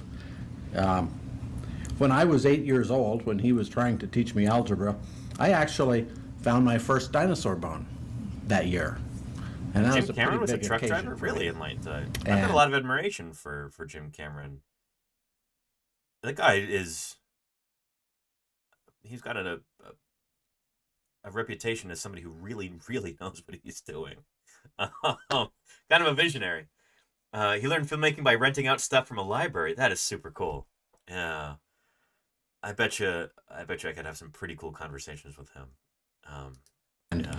I went out, my mother would take me on drives and take me out to the sites, and so I would go out and collect dinosaur bones, even though I was failing all of my classes in school.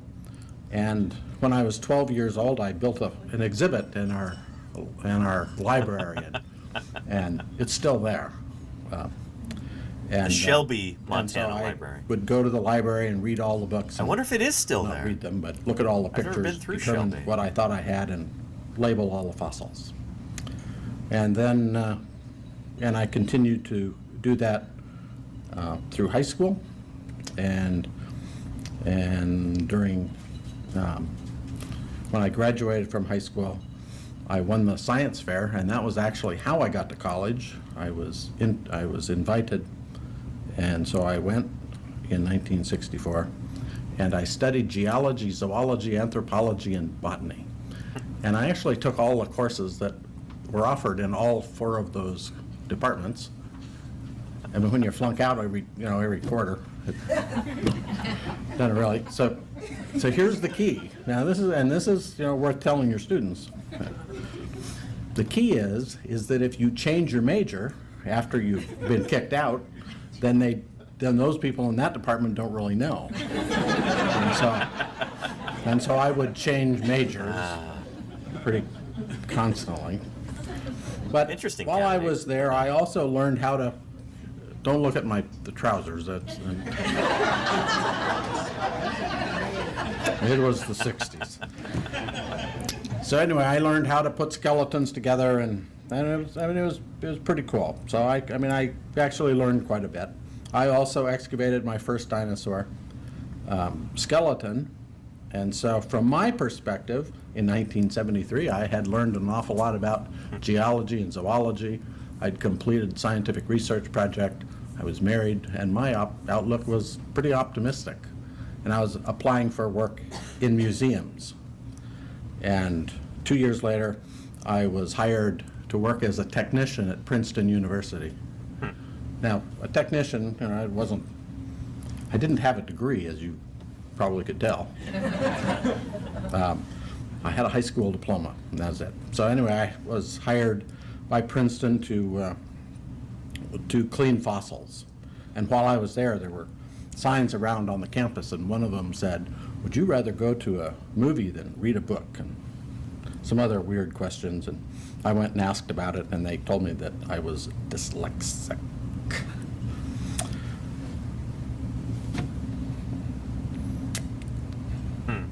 I assume everybody knows here it doesn't matter if somebody tells you that, right? I mean, you can't read any better.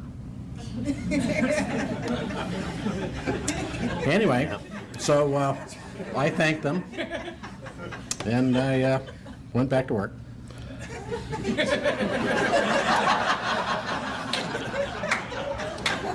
That's kind of the story of Jack's life. It's like, yeah, this happened, and I went back to work. I'm working on fossils. Yeah. You have dysgraphia. So, Interesting, smart fan. Huh. I started Princeton in 1975, and then in 1978. There you go, Jerry Rick. Yeah. Jerry Rick says, I'm dyslexic, but when I was at school, dyslexia didn't exist. It probably wasn't widely known about, at least. Yeah. So I was just called thick, even though I won physics prizes. You've probably got a lot in common with Jack Horner here, Jerry Rick. Yeah. Yeah. Bob Makala, who's there in the picture, he and I found a nest of baby dinosaurs back in Montana when I was back there on vacation looking for stuff. And the baby dinosaurs, it was the first time people had actually seen evidence that dinosaurs cared for their young. And so a year later, I published my first scientific paper in the journal Nature. Nature is arguably the biggest journal in all of paleontology. This is like the most prestigious journal that you can have. There's Nature and there's Science. Those are the two high-impact journals in paleontology. So that's pretty remarkable. His first scientific paper published in Nature. Big deal. Yeah. Dr. Hubb says it's the biggest journal in all of science. The journal Science comes next. Yeah, I think that the impact factor for Nature is higher. Some people say that Cell has a higher impact factor, but Cell doesn't take our papers in paleontology, so forget them. Yeah.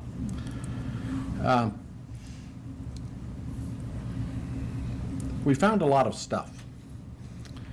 We found the largest concentration of dinosaur bones in the world, estimated at 115,000 skeletons. We obviously have. Anyway, yeah, if you want to hear more about this, here is the link. But today, even though we're a little bit distracted, we're supposed to be talking about TUATARA. So let's get back to those critters. An interesting Alex Vexen while in the Air Force. Huh. Yeah. Huh. Interesting. And Caledon K? We've got a lot of people with different aspects about them here. That's pretty cool. You know? Humanity is a rich tapestry. There are so many different people with different experiences, different backgrounds, brains that work different ways. That's a beautiful thing. And I am deeply grateful for all of you being here. You make our world a richer and more vibrant place, and you make this channel richer and more vibrant.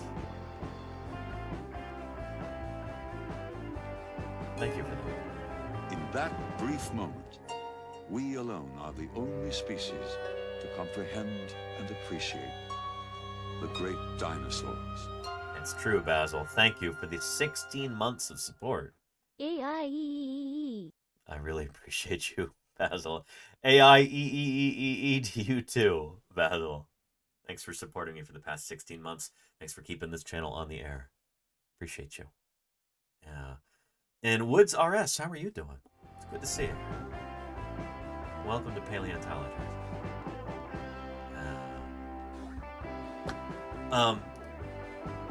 Let's talk about another unique critter. The TUATARA. An animal that is unlike anything else living on our planet right now. It is so cool because it is different. We're celebrating this critter today. Let's continue talking about it. You know how many reptiles prefer warm temperatures? Tuataras aren't like that. In fact, temperatures how are over you doing? 80 degrees Welcome, Fahrenheit could prove fatal Hello, to these Kuasil. lizard lookalikes. How are you? Their preferred temperatures are typically somewhere between 60 and 70 degrees Fahrenheit. But tuataras can still live their normal lives, even as temperatures dip into the mid-40s. Oh boy. I can barely function at anything below 65 degrees, so they've got me beat. Thankfully, the islands which they inhabit are usually in the perfect temperature range for these rare reptiles.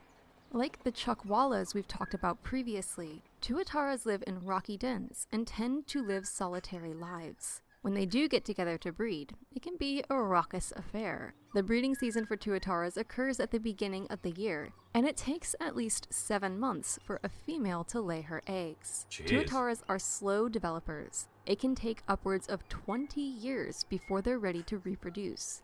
And then when they lay their eggs, it can take close to 2 years for the eggs to hatch. It's pretty incredible. And I think we've got another video about that right here, don't we? Yeah. One of Aotearoa's most well-known animals would have to be this guy, the ancient tuatara, our very own living And hang on, let me make sure that we don't have copyrighted music in the background here. No, we're good. dinosaur. But despite Not a them dinosaur. It's not a dinosaur. Dinosaurs are a very specific taxonomic group of reptiles. These are not dinosaurs. I want to make that very clear. Yeah. And Jerry says, much like the coelacanth being the only survivor of its kind. Yes, except these guys, arguably, are even more special because at least there are 2 known living species of coelacanth. And there could be more. We're pretty darn sure there's only 1 tuatara species left in the entire world. And they are extraordinarily rare. so well known, we'd be very lucky to meet one. Why is that? Well, tuatara are now extinct on the mainland and can only be found on offshore islands or in sanctuaries. Yep.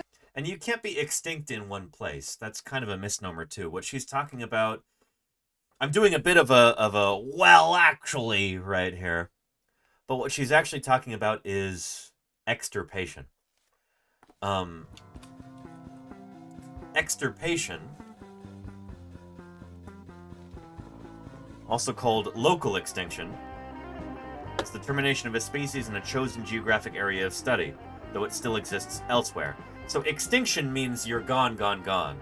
There's no more of you, and you'll never come back. extirpation, which local extinction, even this I would argue is incorrect. Extirpation right here, that is the term for being completely wiped out of a given area. So like grizzly bears have been extirpated from California. We don't have brown bears in California anymore in the wild, which is a dirty shame. Because this animal is on the California state flag and completely wiped them out. Totally gone. They are extirpated, locally extinct. And if you consider the California grizzly bear to be a distinct subspecies or population of grizzly bear, they're genetically distinct from other brown bears, then you would say that they are extinct, because that population, genetically distinct from the rest of brown bears, they're completely gone. They've been completely wiped out. They are extinct. Oh yeah. Yeah. Smartface says extirpation is one of my favorite words. It's fun to say and a great way to taunt invasive species. Is that right? Interesting. Yeah. And Kuasil, yeah, that is... You're right about that. Kuasil makes a good point. Problem is extirpation is not understood by many. That's why I'm talking about it. But if you say extinct on the mainland, people understand. It's a bit of a pity that you have to go wrong to be understood. Exactly, Kuasil. Exactly. Yeah. But yeah. Yeah. And Golganek says, is there any effort to reintroduce brown bears here? Not that I know of. No. Eventually, inshallah, we will have brown bears that return to California.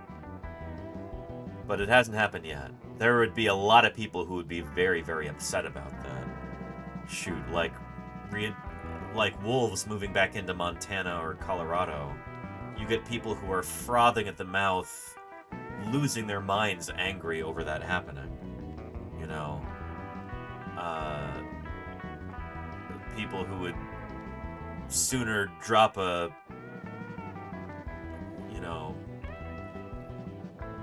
nuclear bomb and just wipe everything out than let wolves survive in that ecosystem. But yeah, boo-hoo indeed, Golganek, yeah. Yeah. Anywho. Oh, when I see what you mean, Smartfay, that makes sense.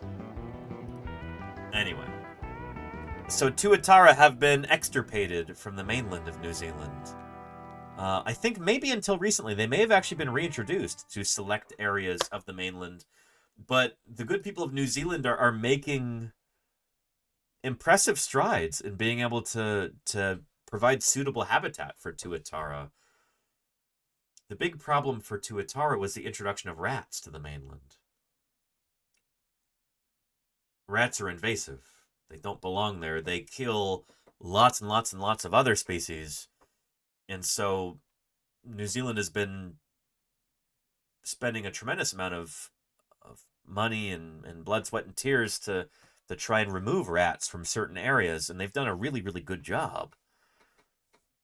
Hopefully that continues. And then maybe one day Tuatara will once again roam over the mainland of New Zealand, over the North and South Island. However, their luck is about to change thanks to the innovative Head Start program at Auckland Zoo. Michelle, why do Tuatara need a Head Start? Basically, it's because of all the introduced pests and predators that we now have in New Zealand. They didn't evolve with the defences. And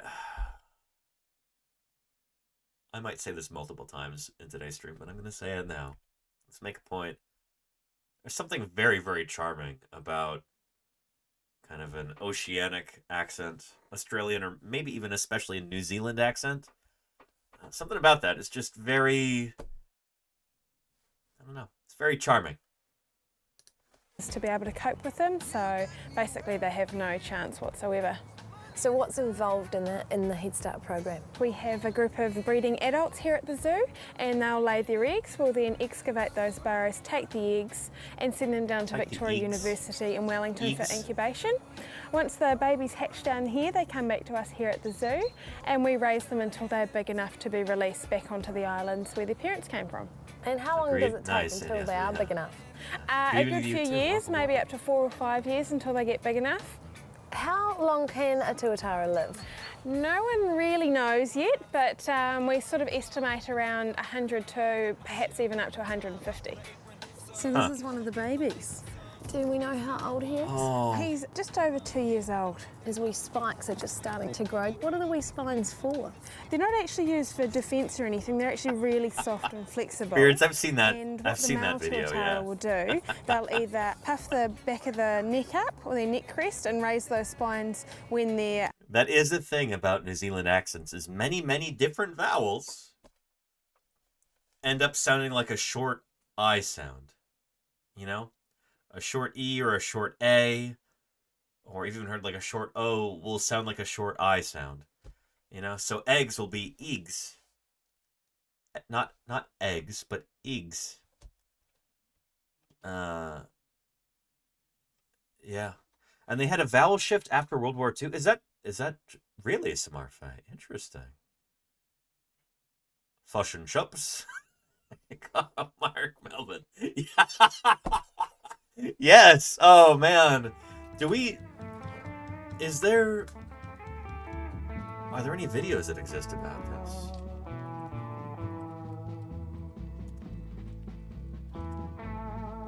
Huh.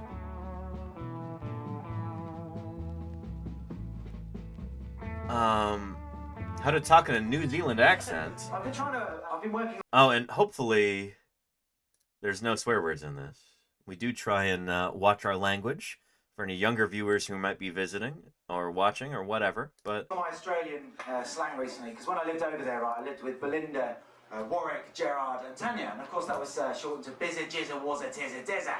I thought I want to extend that, so I got myself this Teach Yourself Australian video. Welcome to your first lesson in how to speak in Australian slang. Please repeat the following names after me. Darren. Dizza. Belinda. Bizza. Jared. Jizza. Tanya. Tizza. Warwick. Wazza. Madeline. Mezza. Lawrence. Loza. Harriet. Hezza. Carolyn. Geza. Gary. Geza. Yeah, I think we get the idea. Let's try this. This might be a little bit more scholarly. Kia ora. Teachers have been asking me to model for them how to make the vowels with the New Zealand accent. Luckily, I'm a New Zealander. This is not hard for me to do. I'll go through them quickly to start. E, o, a. So do that after me. E, o, a. Let's do it together. Go. O, a. And look, if you are worried about how to make the vowels, you're not sure about the difference between a and e. A lot of people get confused with that. Always think of the mnemonic. So the first one for apple is a. So that's a. The first one for egg is egg. First one for insect is First sound for octopus is o. First sound for umbrella is a. So let's go through them. Think of the first sound.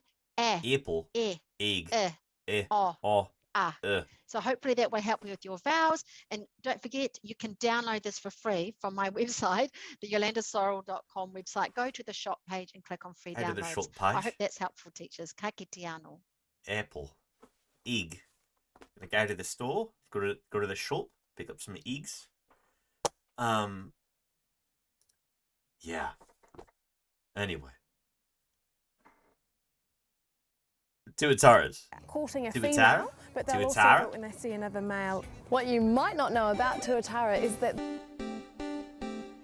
Happiest Collie? Thank you for the 42 months of support. Ontogeny. Good day, mates. Good day, mates, to you too. Happiest... Different accent. Good eye to you too. Happiest Collie. Thank you so much for the 42 months of support. That is pretty extraordinary, and I really appreciate it. Thank you, thank you. Excellent. Collie who hails from down in Australia, a little bit south of New Zealand. Anyway, we're talking about a very cool New Zealand critter today, Tuatara. They are a reptile, but they're not a lizard, and they've been here so long, they were here when dinosaurs roamed the earth. It is true. Holy cow, we'll be talking about that. But, Roseanne, I'm trusting you that there's no cusses in this. What is this? Australian versus American? G'day, mate! Oh, that never gets old. How's my buddy down under? Hey, this Arvo. Huh? This what? Arvo. What? Arvocado toast? What are you saying? What? No, I had brekkie ages ago. I don't know what you're saying. You're making me madder than a wet hen. Why are you talking about a chook? Okay, I don't know what that meant, but it sounded offensive. You're being offensive? Hey, don't get your panties in a wad. What? Did you not hear me? Don't get your panties in a wad. Like panties, a thong. No idea how I'd get my thongs in a wad, mate. They never leave my feet. Whatever, mate. What are you up to? Kicking back, sipping on a fizzy drink I got from the servo, mate. Sipping on a what? A fizzy drink. Oh, like a soda? No, I don't drink soda. You have a soda in your hand, right? No, it's not soda, it's a fizzy drink. A soda is a drink. Interesting stuff. But yeah. Anyway.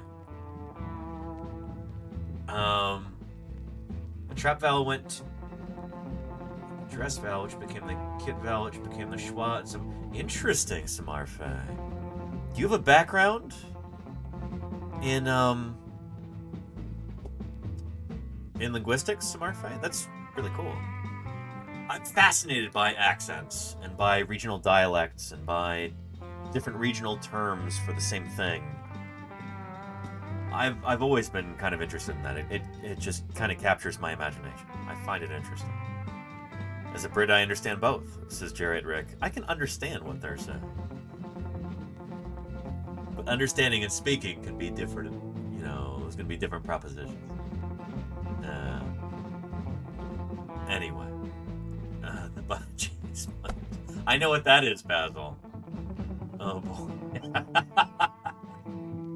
We're not going to get into that now, though.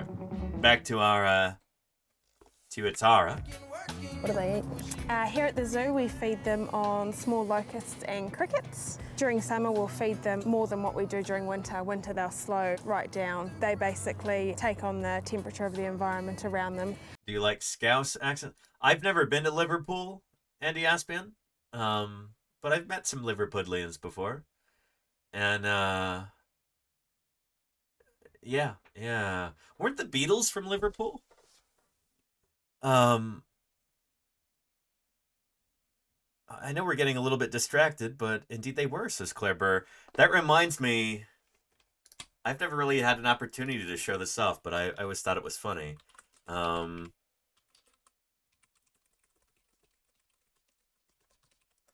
Here we go. I'll show this briefly. I think it's pretty funny.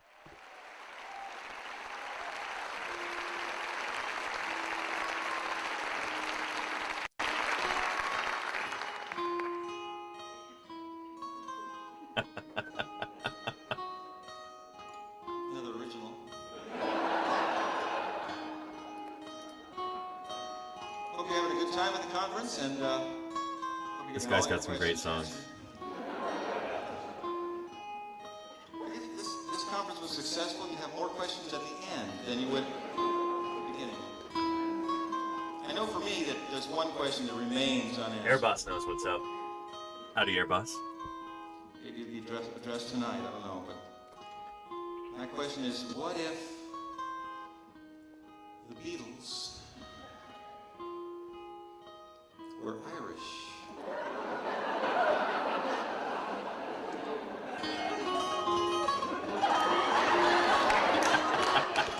Picture yourself in a boat on a river with tangerine trees and marbles by.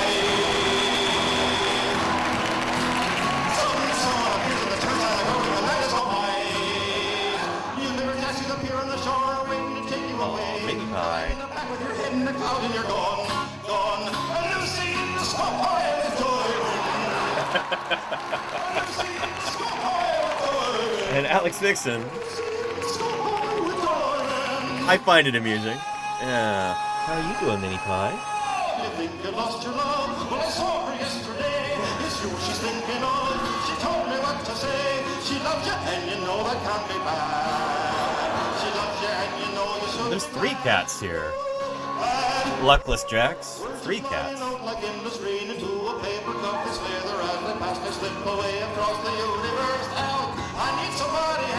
Anyway, you get the idea. Yeah. Anyway, this is Mini Pie right here. Hello, Mini Pie. How are you doing? It's good to see you. It's good to see you. I don't know, it's just interesting how the idea of accents is... It's just one more way that people... I don't know. They kind of make our world a richer place.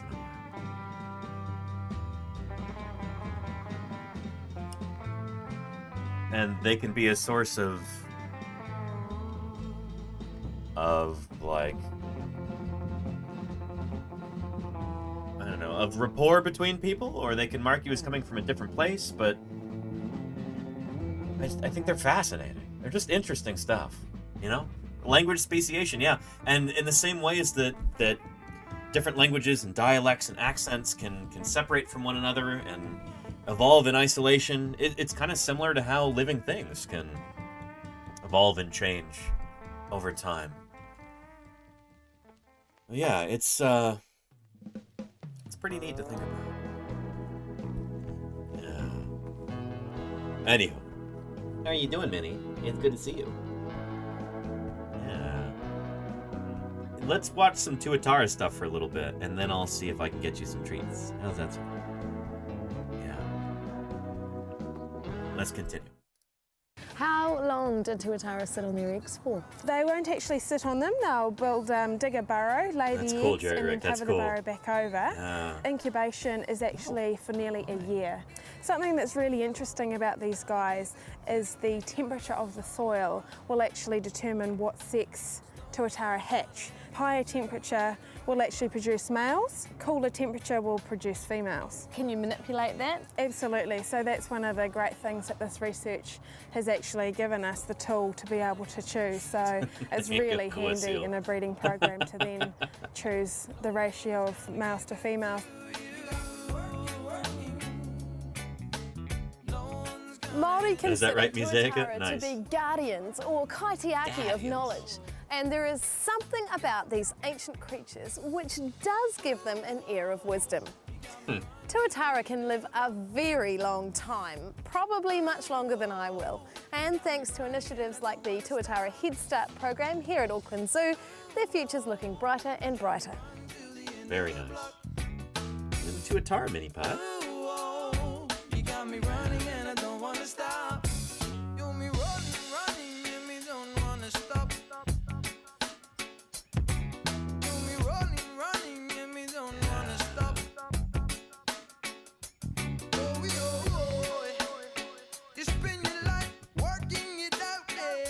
Good stuff. Here's a link to this video right here for you. Cool critters. Cool Mini Pie. Watch out. There we go.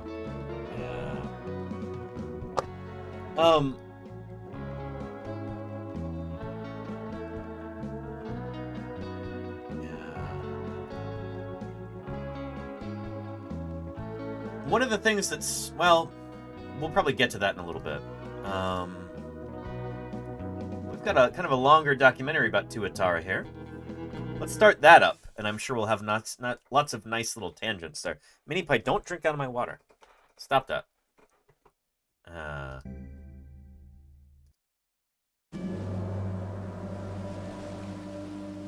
New Zealand, an island nation isolated from the rest of the world by thousands of kilometers of open ocean. Yep. Pretty... Landscapes. Oh boy, Mini Pie, she is demanding treats. Let's make that happen here for her. All right, Mini Pie, all right. Time for treats for you. Yeah? Let's get some. Here we go.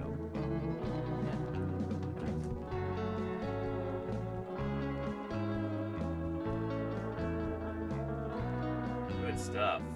Use those chompers. These treats are for your teeth, mini pie, so enjoy.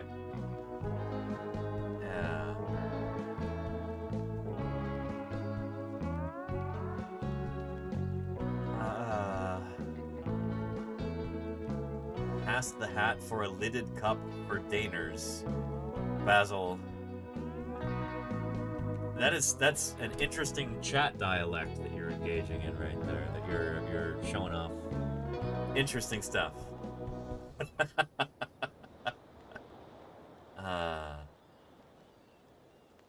Oh, good stuff, Mini Pie. Good stuff. Yeah. You better chew those. They're supposed to be good for your teeth. Look at TUATARA skull. Still, I can see that my 50,000 a year has been well spent. Dinosaur Dave. I'm almost to the devil's marbles. I'll let you guess what those are, haha.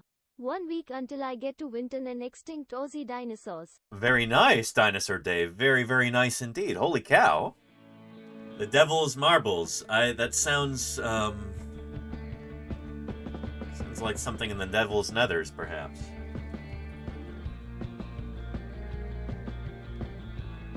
But yeah, good stuff. We were talking about Devil's Hole earlier, which is where the desert pupfish lives in Nevada. They probably are concretions. You're probably right, Smartfay. Yeah. But anyway, very cool, Dinosaur Dave. Thank you for the 30 months of support. I really appreciate that. And we are talking about another critter from your same, I don't know if we can call it a continent, but from another part of Oceania, New Zealand. It's World TUATARA Day, and we're celebrating TUATARA today. There you can tell, New Zealand, an island nation isolated from the rest of the world by thousands of kilometers of open ocean. Landscapes forged by titanic forces. Peaks carved by fire and ice. Yep. Rugged coastlines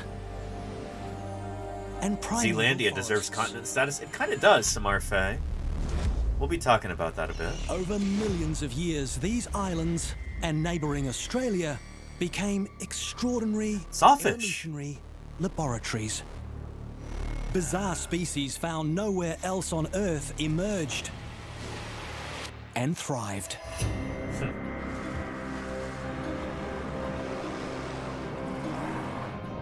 Some of the world's most unusual animals evolved after the extinction of the dinosaurs. A unique creature survived and can still be found in New Zealand. The TUATARA. Yeah. Scientists venture into remote parts of New Zealand searching for clues to its origins. That must be it. This must be it. They reveal its distant relatives. They're certainly an amazing animal. Like, you know, they haven't changed much since prehistoric days. How did this ancient reptile survive when so much life became extinct? Holding 200 million years of history. Pretty darn cool. TUATARA, what an amazing animal. They're not dinosaurs. Get that idea out of your head. They are not dinosaurs. And they're not lizards either. And Star King, we might watch that later if we have time. Yeah. Just 80 kilometres north of Auckland lies Little Barrier Island. It's a refuge for threatened species.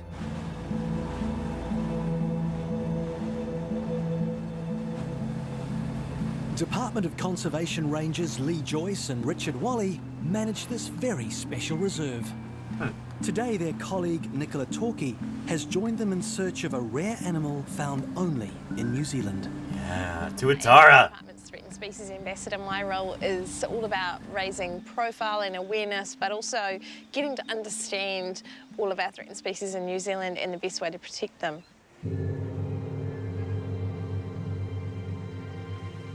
Nicola's here today. And Lime SDR, thank you for the kind words. Lime SDR says, thanks for being such a great educate. I appreciate that. I loved dinosaurs as a child. Jurassic Park is one of my favorite movies. Now as an adult, I don't think too much about their history, but finding your channel sometime last year during your dig has taught me so much more about dinosaurs and other forms of animals. Well, back to lurking and learning. I appreciate you, Lime. Thank you so much for your viewership and for your kind words. I hope you're as excited as I am for more dig live streams. I will be back out in the field in Wyoming in less than a month now. By June 2nd, I will have already been out there for like 3 days, and we're going to be digging up more dinosaurs and live streaming it. So it's going to be a wonderful opportunity for some real, frankly, unique science outreach. I don't say that lightly. It's going to be one of a kind. And I'm excited for you to join us with that, Lime. Thank you for the kind words.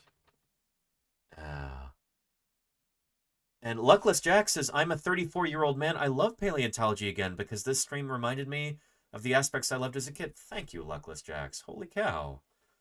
I appreciate that. Thank you. It warms my heart. It really does. Yeah. And,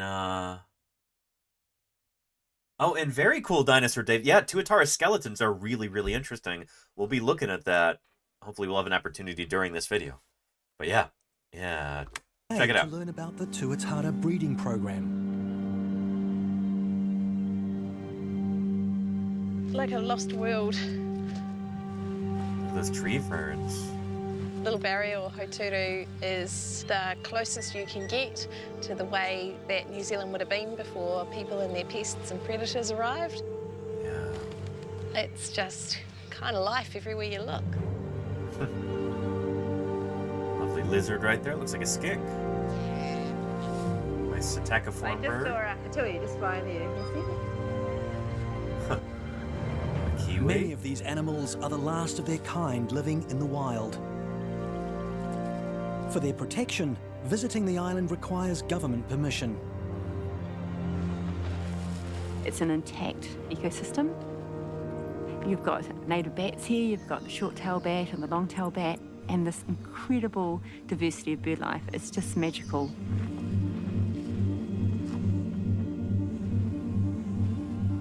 The team has come to the island to investigate a living fossil, a survivor from the age of the dinosaurs. Yeah, Tuatara.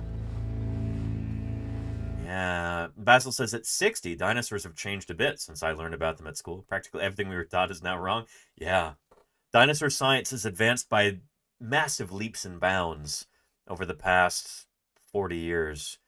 It's pretty exciting to think about. Jim Kirkland says this all the time, the state paleontologist for the state of Utah. He says, you know, people talk about the good old days of dinosaur paleontology. He says, now are the good old days. This is a new golden age that we're in right now.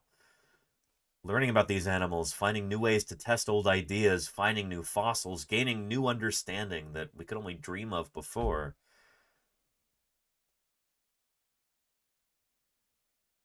Right now. These are the good old days. It's pretty cool to think about. Yeah. Anywho. Now, Tuatara. Not dinosaurs, but a creature for whom the good old days are long in the past. Although maybe we'll see a rebound of their population across the mainland of the North and South Island of New Zealand. We'll see. Let's talk about them. At nearly a metre long, the Tuatara may look like a large lizard, but the resemblance is only skin deep. Tuatara are far more primitive. Their family tree split away from lizards more than 250 million years ago. Yep. It would be easy to lump Tuatara in with other reptiles like lizards, like geckos and skinks. But once you see one, it becomes very apparent that they are a completely different animal altogether. Yep. The Tuatara is the only survivor of an ancient group of reptiles known as rhynchocephalians. Yes. Beakheads. And that's because they've got this beak-like snout right here. That's one of the things that I mentioned in the title for for today's stream, but really, really interesting snout here. They're a sister group to the dinosaurs, but even more ancient and primitive. Well, they're a sister group to lepidosaurs, really. They're not really a sister group to the dinosaurs. Dinosaurs are archosaurs. And let me show you what we mean by this. Let's jump to the reptiles on our great tree of life. Sauropsid animals. Sauropsid vertebrates. There we go. Sauropsids. That term sauropsid is basically synonymous with reptile. Although when most people say the word reptile, they don't mean birds, even though birds are actually part of this group. Birds are reptiles. So we say sauropsid sometimes in order to... No, this is a true clade right here, Sauropsida. Reptile, in the way that a lot of people say it, is not a true clade because it excludes some of the descendants, like birds. Anyway, you've got over here the Archelosauria. These are birds, turtles, and crocodilians, and then nested within that you have birds and crocodilians, the Archosauria. Dinosaurs would be right here between crocodiles and birds. This tree doesn't show extinct animals, really. It only shows living animals. Otherwise, your dinosaurs would be right here, in between the base of Archosauria and the birds. Birds evolved from dinosaurs, so dinosaurs should be right here. Tuatara are a kind of lepidosaur. So they are a branch that comes off of Lepidosauria just before you get to the lizards. Right here, squamates. They are lepidosaurs, but they're not squamates. They're rhynchocephalians, and there's only one species left from this ancient group that used to have hundreds or thousands of species. Now we've only got one. These used to be the most successful and widespread small reptiles in the world. Now there's only one species in existence.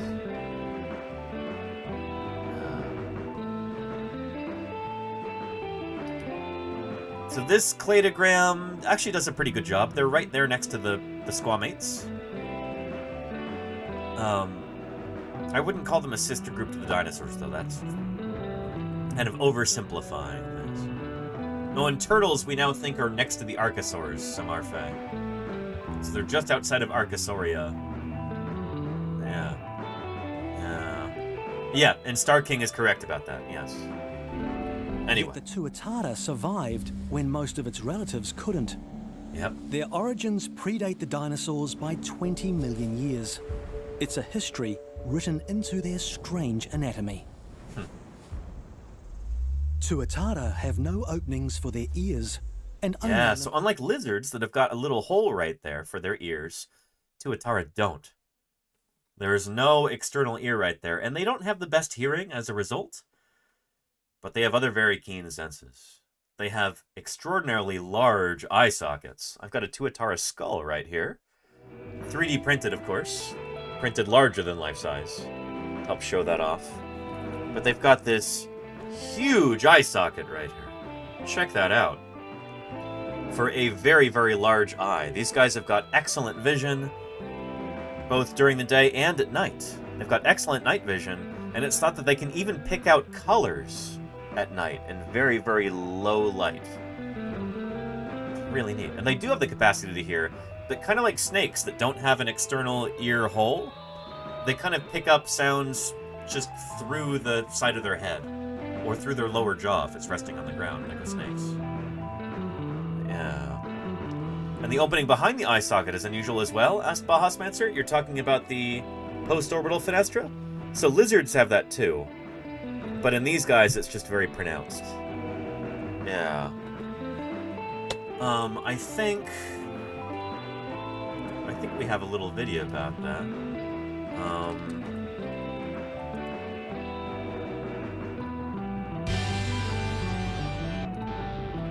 Here we go.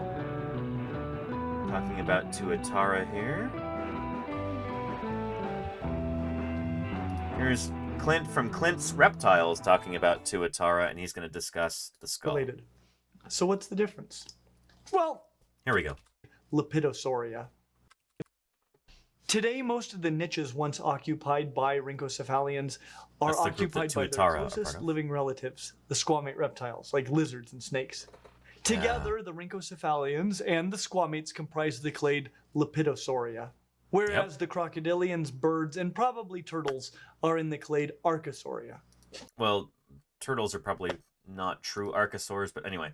Tuataras are part of Lepidosauria, as you were saying there, along with lizards and snakes.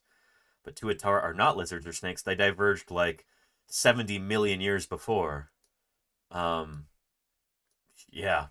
But then over here, you've got birds, turtles, and crocodilians, and dinosaurs too. Part of Archelosauria here. Yeah.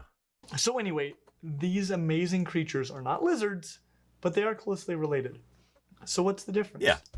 Well, let's start at the penis, or penises in the case of the lepidosaurs. Yeah, so Tuataras don't have them. They just have a cloaca. But anyway, let's get to the skull. For starters, their teeth. Their front teeth form kind of sort of a beak. It almost like a beak at the front. It's nuts. Like what they've got here at the front, they've got this big like bucktooth thing going on that is very beak-like, which is wild. And we see this in a lot of the extinct rhynchocephalians as well. Not just in Tuatara, but in things like rhynchosaurs from the Triassic period. Yeah. And they're got nice opinion, yeah. Yeah. And they don't have hemipenes. No, they do not. Samarfe. Yeah. Now, let me show you an illustration of an extinct relative of the Tuatara. Put it over here somewhere. One of these books. It's going to be in... I put that. There it is. Lovely children's book about dinosaurs from the mid-1990s. But this book has got some absolutely stellar illustrations in it. By Wayne D. Barlow, who I think might be a well-known like fantasy artist. But he did these illustrations for this book, these paintings of various dinosaurs, and they are exquisite. Just amazing. And then here is our rhynchosaur. So this is some kind of Tuatara relative, a rhynchosaur. It's from the Esquigualasto Formation of Argentina, from the late Triassic period. And you can see it's got that beak that the Tuatara has right there. This guy took that and just ran with it. Yeah, he's being assaulted by this Herrerasaurus right here, trying to eat him. But, yeah. You can see the family resemblance right there, right? Cool stuff. Yeah. And I think we even have... You can see that in a video from way back when.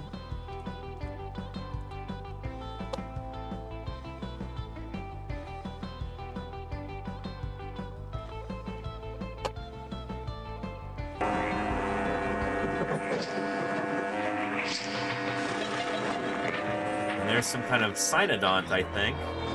Mammal, whoop! Just getting wrecked by this Herrerasaurus.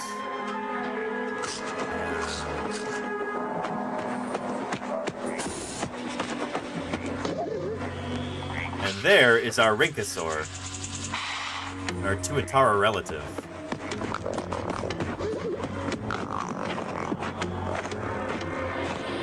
So these guys used to be fairly large. Oh boy. Yeah. Anywho, yeah. I wonder who that's supposed to be right there. Which genus of rhynchosaur?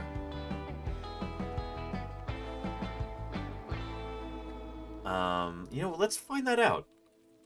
We can figure it out by going to Wikipedia and then going to the Esquigualasto Formation. look at a faunal list. Paleobiota. And, not dinosaurs here. Not other archosaurs, but sphenodontians. That's what...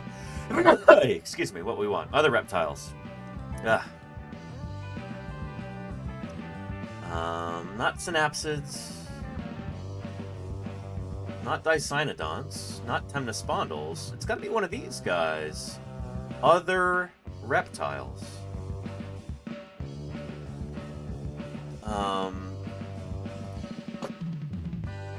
Hyperodapodon, perhaps? Yeah, that looks about right. The genus of Rhynchosaur reptile. A cool critter, related to Tuatara, but much larger. Yeah. They're one of the most widespread and well-understood rhynchosaurs due to its abundance of fossils on several continents. And the reason why they could be found on several continents is, of course, because while they were alive, Earth had most of its landmasses all joined up together into this vast supercontinent. Basically, you could walk from one part of the world to the other without even getting wet. So, Argentina. The Estigulasto Formation is from here in Argentina and South America, but this used to be part of the supercontinent of Pangaea. And so when Tuatara ancestors were evolving, it was while those continents were all smushed together like this, so they could spread out all across the globe, just like the earliest dinosaurs. So as a result, you had rhynchocephalians that lived all over the planet.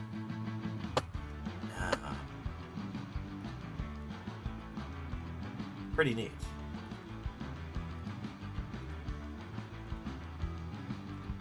Anywho, these are cool critters here. The rhynchocephalians, and the Tuatara today is the only living representative of this once very widespread group. Limited hearing. But their large skulls do contain a remarkable third eye. There's that third eye there, retina and nerve endings. Visible at birth, scales cover the eye within just a few months. Yep. Scientists are still uncertain of its purpose. But the third eye is just one of the Tuatara's many surprises. Oof. Getting wrecked, arthropod. Yowza. Most modern animals have teeth that grow out of sockets. Yep, the Tuatara's teeth grow direct from the jaw as one solid piece of bone. Yep. So they're still teeth. You'll hear some people say that Tuataras don't have teeth. That's not true. Tuatara do have teeth. But their teeth they grow directly out of the maxilla and the, I guess not the premax, and the dentary. And they've got 2 rows of teeth. You can kind of see that here in the skull that I have. 3D printed skull. You've got this line of teeth right here. They're just projections that come out of the lower, out of the jawbone there.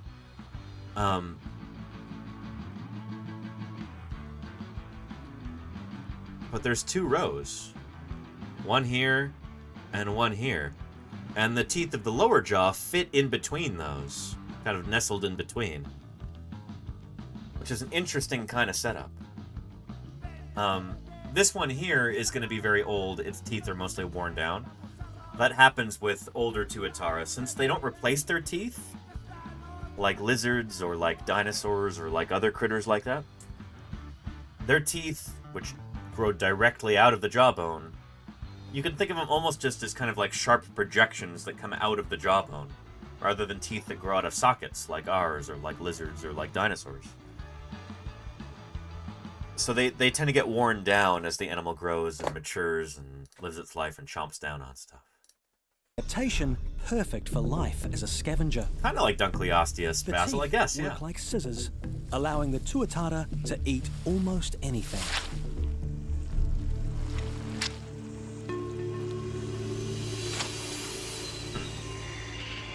And are there any other examples of this style of teeth? They're called apodont teeth? What are they called?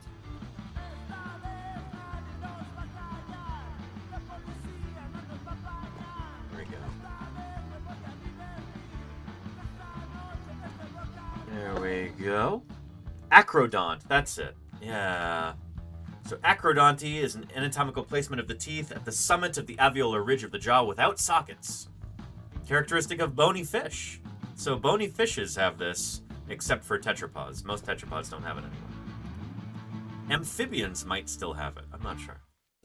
Acrodont teeth implantation may be related to strong bite force. Acrodont tooth implantation is best known in Acrodonta, as well as some species of amphisbaenids. Or amphisbaenians. Also in Tuatara and other rhynchocephalians. We're all now extinct except for Tuatara. But amphibians have this too. So amphibians, salamanders, newts, frogs have this condition. And so do amphisbaenians, which are... I think they're a group of lizards, aren't there? Amphisbaenids? And a subclade of iguanian squamates. So, yeah, I guess chameleons too have this. Where the teeth just grow directly out of the jaw without sockets, and they don't get replaced. It's like there's just pointy tips of the jaw like this. They are still true teeth. I think embryologically speaking, you still have like a kind of like a spongy core. You still might have like dentine and stuff, but it's not like a tooth that can grow into a socket and then fall out and be replaced by another tooth underneath it. It's not like that, if that makes sense. Yeah, I do think they still have dentin and enamel, but I'm not totally sure, Samarfe. That's a great question. In fact, actually, let's look at that. Yeah. Let's see. Yeah, most lizards have pleurodont teeth that grow out of sockets. Or at least thecodont teeth do. I don't. Pleurodont, probably the same, I'm guessing. It is a common misconception that Tuatara lack teeth, and instead have sharp projections on the jawbone. Though histology shows that they have true teeth with enamel and dentine with pulp cavities. There we go. That's what I kind of half remembered there. But yeah. Anyway, Tuatara skulls are really, really interesting. Really neat. And we've got a 3D model of one that you can look at here through Sketchfab. It might take a minute to load, but it is really, really neat. And Stephen Ernest, yeah, that was Swan Lake guitar, yes. This is the skull of a Tuatara, Sphenodon punctatus. And all these different skull bones have been color-coded for your learning convenience. Neat stuff. This is super, super cool.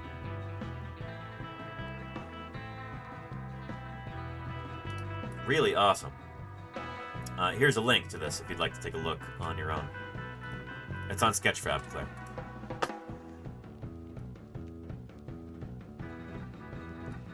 You see this premaxillae right there? They kind of form the beak in the front. In pink there. Yeah. Just like we see here. Very cool. Could say it's mind-blowing. Yeah, there you go, Ambervix. Let's watch that brain case go kablooey there.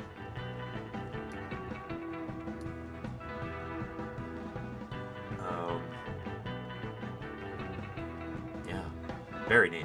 Very neat. Anywho, let's get back to this here. Food is scarce.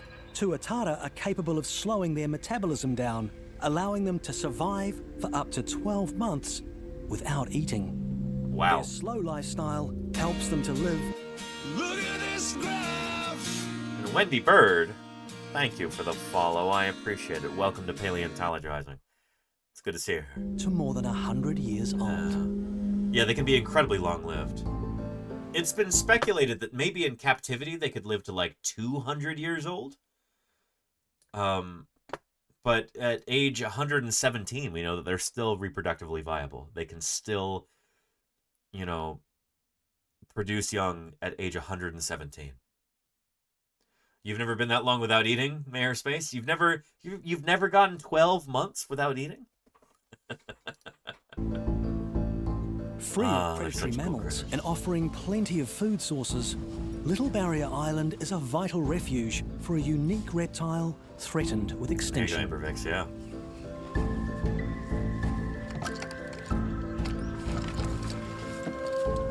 I think this is their breeding facility.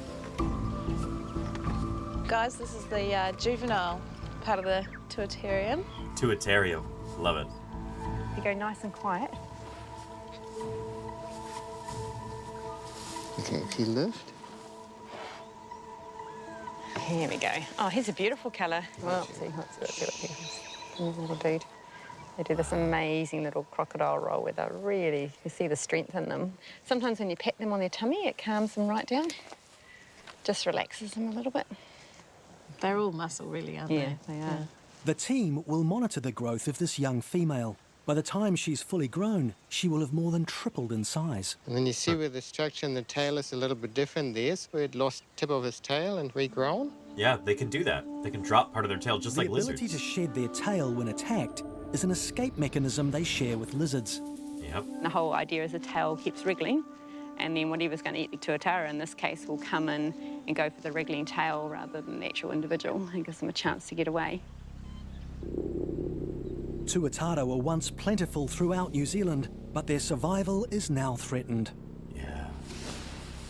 The arrival of humans and introduced predators nearly wiped them out. Rats Their in eggs particular. were easy targets for introduced rodents.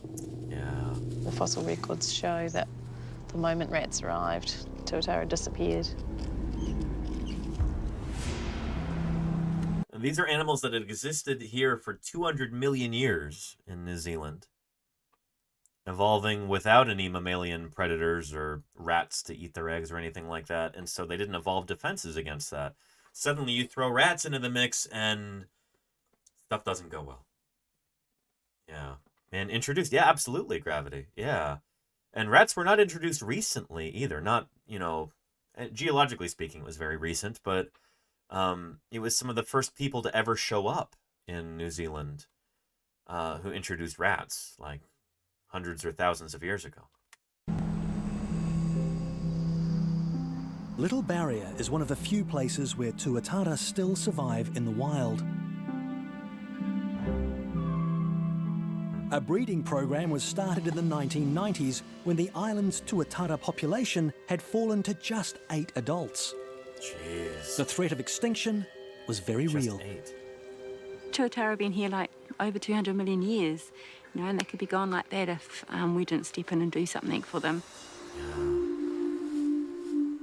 Even today, their existence is fragile, but these animals survived when their larger, stronger competitors died out.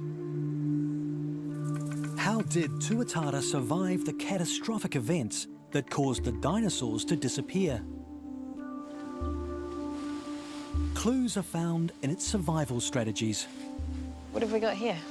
One of the females here has laid some eggs under this paving stone. We'll dig them up because if we leave them here and the young ones hatch, there's a chance that the adults actually come in and eat them. Cannibalism is a common survival strategy among reptiles. I don't know if it's a strategy, it's just something that they do. Great care is taken when removing the eggs from the burrow. Richard will transport them from here to an incubator. They're quite fragile, these eggs. They take a little bump, but of course, if I put any punches in them, there's a chance of damaging the eggs. So, yeah, want to be as careful as we can. These precious eggs developed in their mother's body for 8 months, a gestation period almost 3 times as long as most reptiles. 8 months just in the mother's body before the eggs actually get deposited. The cool New Zealand climate forces the young to shelter in their egg for as long as 16 months. Nuts. 16 months in the egg after the egg has been deposited by the mother. It's the longest incubation period observed in a reptile. So I just wrote a little number on them for record, and also this way I know which way is up. They shouldn't be turned or moved too much.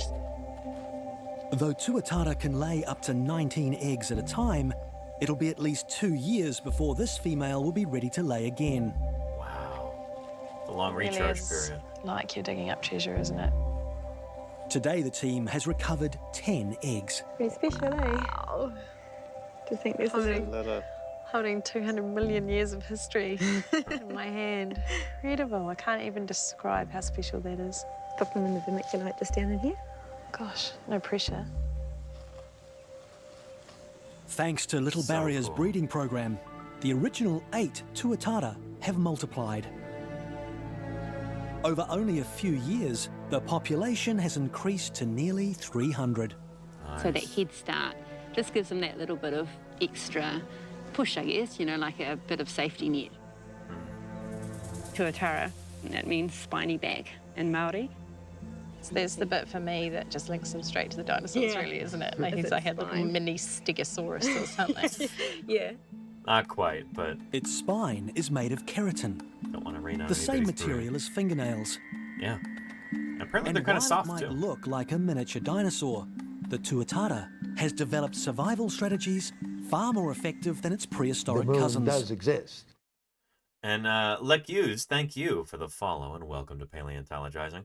Hang on, what was that bit of shade that the narrator was throwing there? Has developed survival strategies far more effective than its prehistoric cousins. No, they got frankly, they got lucky at the end of the Cretaceous. Also, there are far more living species of dinosaur than there are of tuatara. There's 1 species of tuatara. And how many living species of bird do we have today? Living dinosaurs? Over 9,000! Yeah. So, you know, let's not kid ourselves here.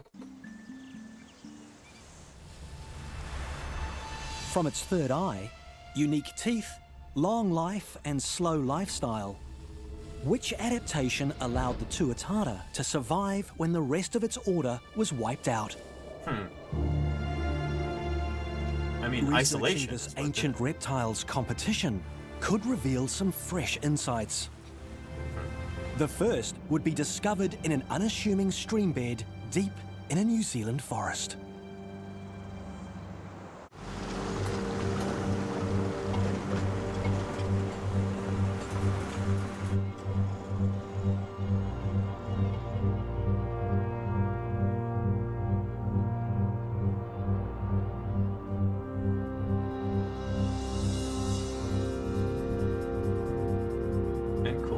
The Maunga Forest is in New Zealand's central North Island.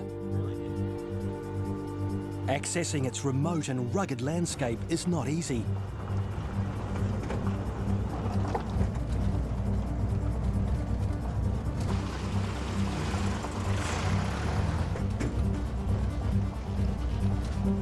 Geologist Julian Thompson and fossil enthusiast Pete Shaw are on a mission to unearth clues to New Zealand's ancient past. Very cool.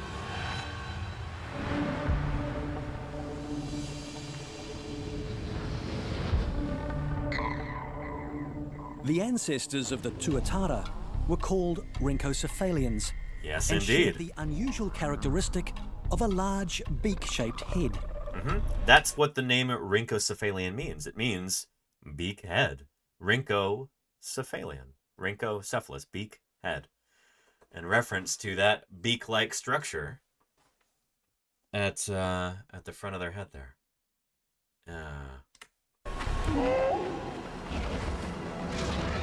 Outside New Zealand, the rise of faster, stronger dinosaurs saw the end of their reign.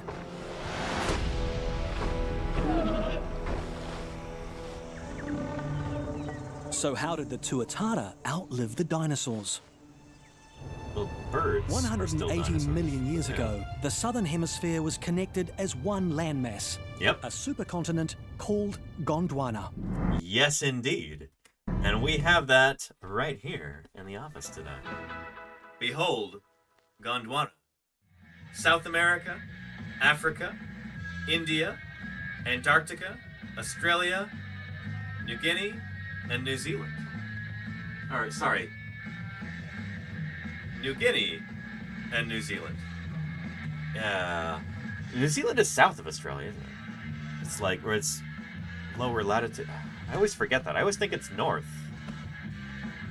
Wrong. Anywho. Yeah. Southeast. Thank you, Simple Garrick. Yeah. Yeah. Why I have that misapprehension. It gets cold in New Zealand. Over millions of years, Gondwana broke apart into the continents we know today. Yep.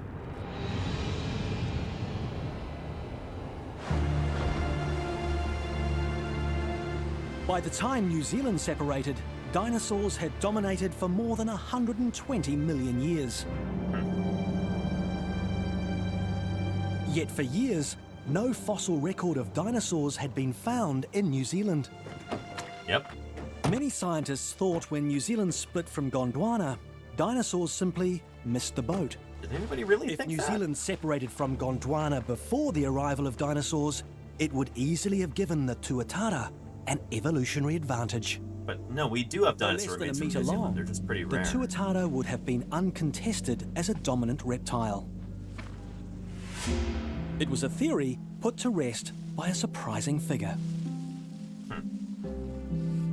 Up to the mid-1970s, no dinosaur bones had been found in New Zealand. This all changed when a local amateur geologist, an enthusiast, who was called Joan Whiffen, found a map, a geological map of this area, and she saw reptile bones had been written by a geologist. So with great excitement, she started to explore the area with a group of friends, and then she came up with a number of really important discoveries. One of which was the first dinosaur bone to ever be found in New Zealand. Pretty cool. The first discovery was the tailbone of a theropod dinosaur. Yeah, that doesn't look like a tailbone of a theropod dinosaur. This is a limb bone right here. That does not look like a caudal vertebra. From the same family as Tyrannosaurus that rex. photo didn't match the narration. Joan There we Whiffen go. made a number of extraordinary discoveries, including the vertebra from the tail of a titanosaur, the largest creature that has ever lived on Earth. And they mean titanosaurs in general are some of the largest creatures to ever walk the Earth. But yeah. Proved that large dinosaurs once lived alongside the Tuatara. But unlike the dinosaurs, the ancestors of the Tuatara survived. I'm sorry, what? Do they mean descendants? I thought I heard ancestors. Dinosaurs, the ancestors of the Tuatara survived. They meant descendants. And... Or no, I guess the ancestors of the modern Tuatara, the descendants of that extinct Rhynchocephalian. But anyway, but dinosaurs, you know, we've still got living dinosaurs today. Birds, this is frustrating. Did they not get the memo here? New Zealand's landscape has been formed by earthquakes and volcanoes. Over millennia, any traces of its prehistoric inhabitants had been covered over or destroyed. But Joan Whiffen's discovery changed scientific thinking. If it hadn't been for her, we wouldn't be thinking about New Zealand's geology the way we are now.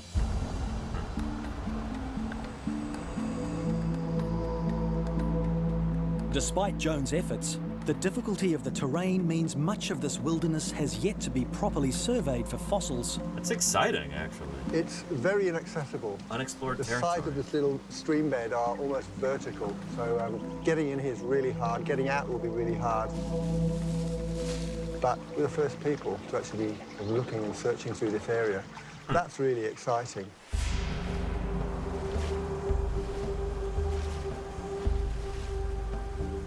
As sea levels changed and seismic forces acted on the land, New Zealand's coast has continually altered.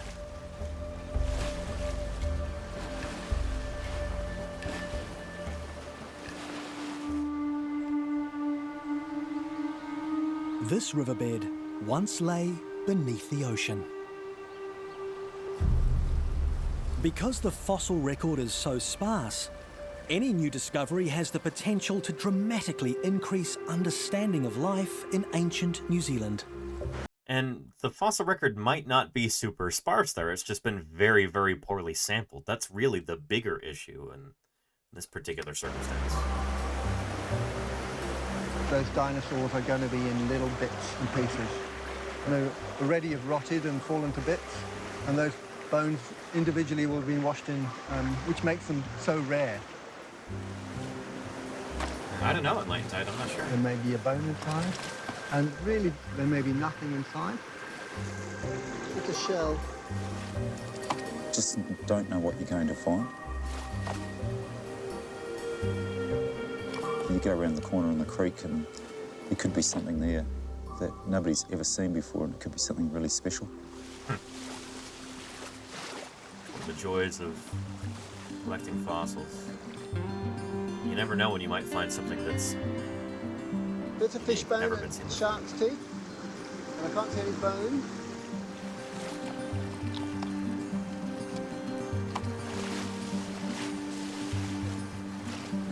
So we spent hours, going up this stream, sniffing around, feeling with our hands under the boulders. I don't think it's anything. Actually, what's that over there? Occasionally we quite lucky. What's that there? There. Oh. Yeah, that's a bit of a backbone. I mean, this could be the central part of a vertebra. What we found here is a piece of bone, which we recognise. Zygapophyses coming off the It's back. quite rough, a little bit like sandpaper, and it sticks out of the rock, which is mostly very smooth. It's possible it could be a dinosaur that was broken up, decaying, and one bone washed into the sea. The remoteness of the area demands fossils be small enough to carry out. Larger samples must be left behind. There you go. Yeah, absolutely. Hey! Hey! Oh, what do you got there? Really hard to tell. Those could be teeth. Those two little pointy things. An interesting light tide. I'd never heard of that. Huh.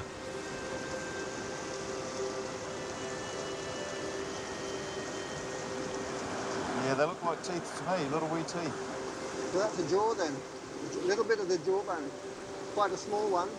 Could be a reptile, most likely, but a small one. That's what to take home. Yeah, absolutely. You reckon? Yeah. And Sergeant Raccoon, I'm not sure. Yeah. They can't break up The those fossils rocks. will take months to analyse.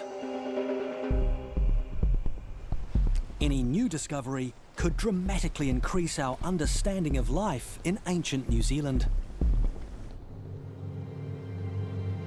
And something tells me, Sculpin, that there is going to be waterfalls and rapids and all kinds of hazards downstream from there.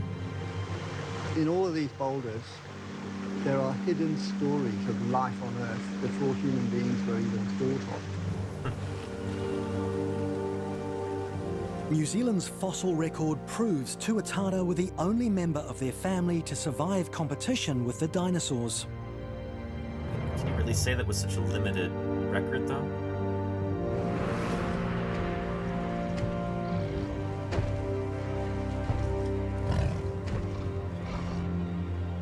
Was their smaller size the key to their success? The answer lies across the Tasman Sea in Australia. Yeah. Anywho, interesting stuff. We're going to skip forward a little bit back to our TUATARA here. And darkness killing the trees. PPG extinction. The reason the dinosaurs die versus other things is because they were the larger life forms on Earth, so they needed the most food. And I agree, Dr. Terry, yeah. Not a lot of overlap in those and saltwater crocodiles have very low metabolic rates. When food is scarce, the ability to not eat for up to a year is a huge advantage. Definitely. Both the tuatara and the crocodile needed less food than dinosaurs, and needed it much less frequently. Sorry, Dame Karen. We need to get to Thursday Birds Day pretty soon. Their here. slow pace of life left them better suited to survive months of cold and darkness. Yeah, and Ban the Man, we talked about that a couple weeks ago. I don't buy that idea that the Deccan Traps eruptions were the primary cause of the end Cretaceous extinction event. If anything, they may have helped ameliorate the situation, made it less severe. It could be that because of those eruptions, raising global temperatures, that might be one of the only reasons that we're around today, like why mammals didn't also go extinct at the KPG boundary. Because it seems to have had kind of an opposite effect from the asteroid impact. Volcanic eruptions would have raised global temperatures, and then you had that nuclear impact winter that lowered global temperatures very, very briefly, but enough to knock out a whole bunch of different species, maybe like 70, 80, maybe even 90% of species on Earth. It could be that the volcanic eruptions helped make the asteroid impact less severe. But yeah.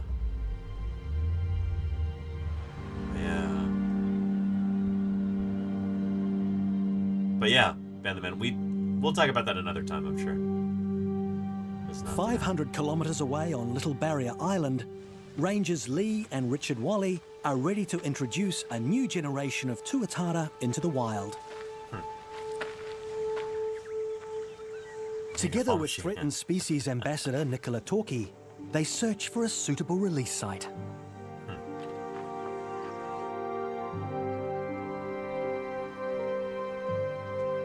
Little barriers. And Sergeant Raccoon, does the K2 boundary mark the end of the dinosaurs, or was the KPG boundary?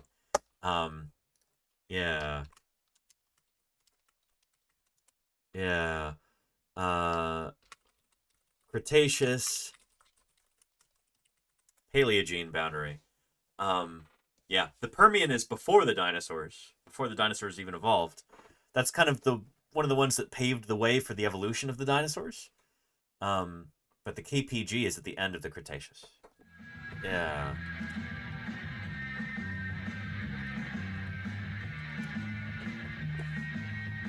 Here, I'll show you on our time chart here. So, Cretaceous Paleogene boundary is at the end of the Cretaceous, 66 million years ago. That's the one that wiped out the dinosaurs, except for a handful of bird species, which diversified into all the birds we have today. The Permian Triassic extinction event, or the end Permian extinction event, is the one that kind of paved the way for the dinosaurs. Dinosaurs first evolved around here, probably the end of the middle Triassic, probably like the late Ladinian stage, I would guess. Although the earliest dinosaurs we have thus far from the Carnian, they almost certainly evolved before this in the Ladinian. But that's after the Permian mass extinction. Does that make sense? Yeah. But yeah, thanks for asking, Sergeant Raccoon. It's always good to get clarification on these things. Appreciate you chiming in and making sure you got that. Yeah. And Smartface, Dimetrodon actually died out before the Great Dying. Dimetrodon's from the early Permian. It's the Gorgonopsians. And those big old synapsids that died at the end of the Permian. But yeah, Dimetrodon is from the early Permian. Dimetrodon is, I think, from...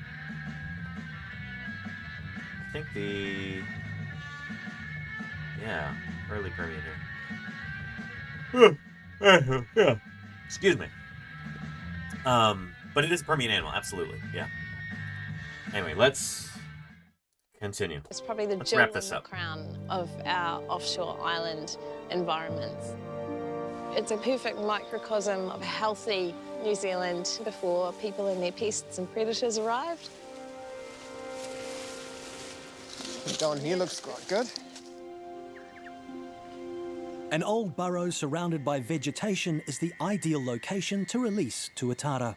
Nice. Look, there's already a camera in there too. So some of the ones that have come from the same parentage, we're putting in different places to try and improve the genetics as much as we can.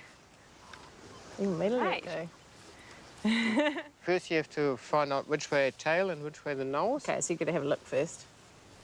That looks like a tail. Just be ready when he runs. If he doesn't want to go in, we might have to direct him a little bit. Okay, and then could take a very gentle tickle there.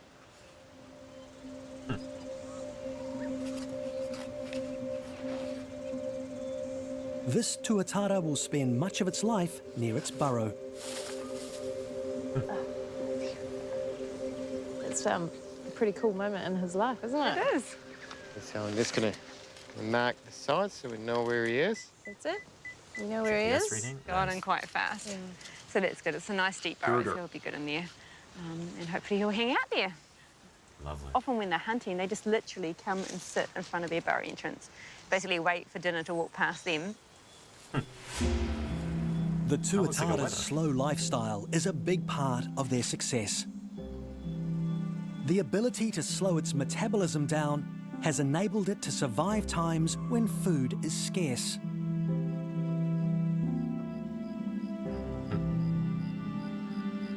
Evolving to thrive in New Zealand's colder temperatures prepared it for the dark days following the asteroid strike. And with no competition from mammals for millions of years, New Zealand provided a life raft for this unique survivor. There you go. Very cool. They are the last remaining member of a family that's since disappeared from the rest of the world.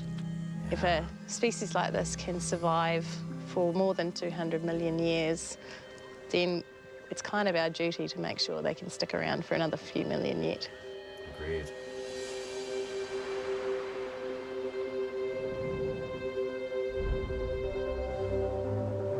What a cool animal. Here's a link to this documentary here. Good stuff.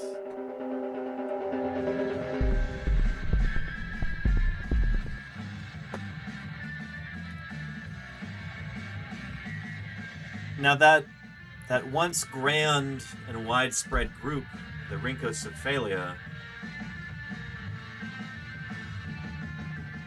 girder.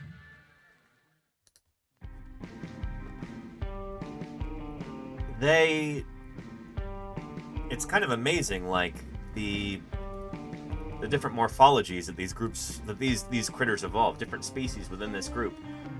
The ancient relatives of the Tuatara that lived during the Mesozoic era.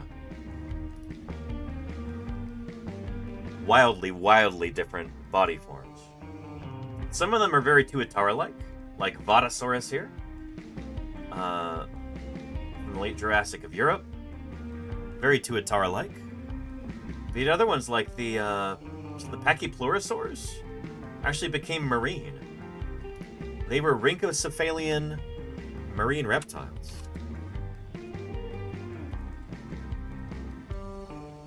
Pachypleurosaurus, this critter here, was almost like a Tuatara answer to a marine iguana.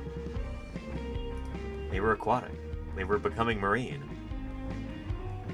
Really interesting animals.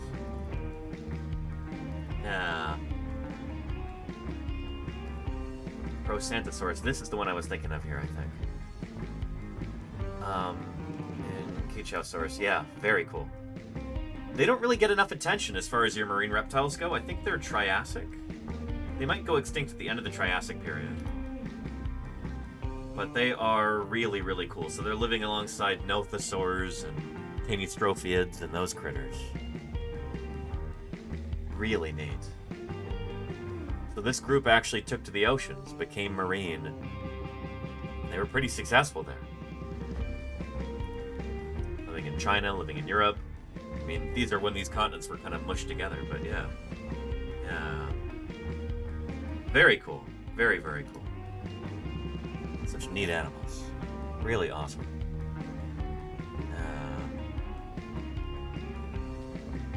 Neat stuff. And then, of course, you have Rhynchosaurs, which is a group of Rhynchosaurian... Wait, no, they're Archosauromorph reptiles? Hang on, what? Are Rhynchosaurs not related to Rhynchocephalians? Am I completely wrong about this? Shoot.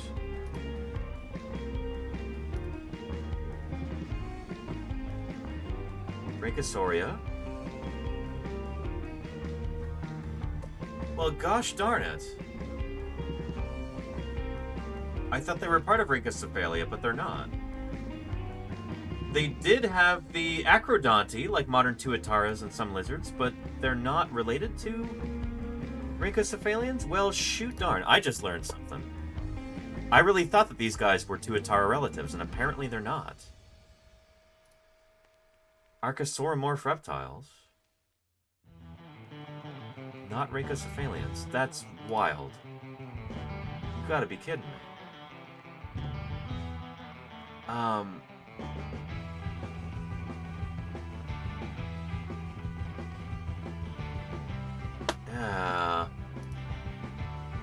Did they used to be thought to be Rhynchocephalians? Did I read something a long time ago and assume that it's still true?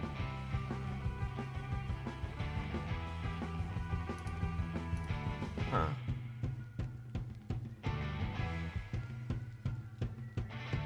Well, shoot darn.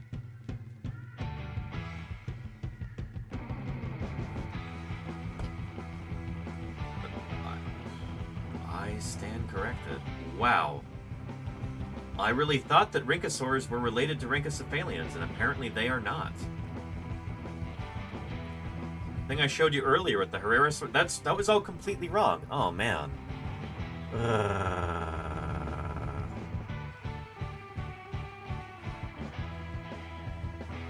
Wild. Huh. Yeah, shoot. I'm kind of shocked. I've been assuming that for years, that rhynchosaurs were part of Rhynchocephalia, and apparently they're not.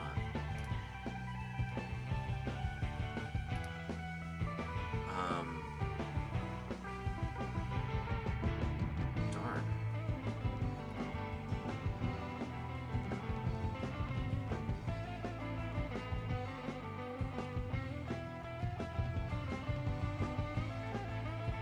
Well. Wow.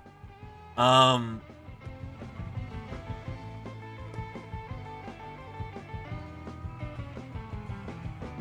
kind of wondering if I should continue with Thursday Birds Day at this point, because clearly there's some more reading that I have to do about this.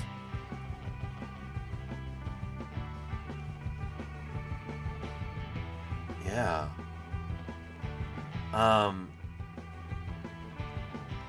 Sorry that I was saying that rhynchosaurs were kind of Rhynchocephalian.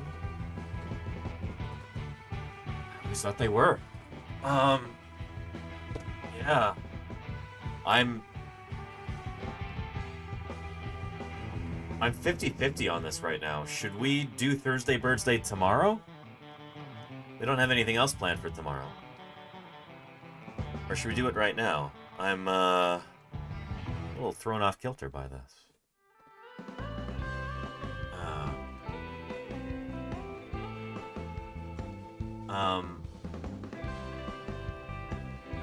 You know what? I think we'll do Thursday Birds Day tomorrow.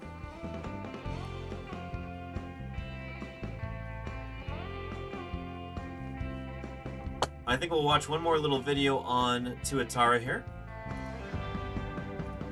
And then we'll wrap this up.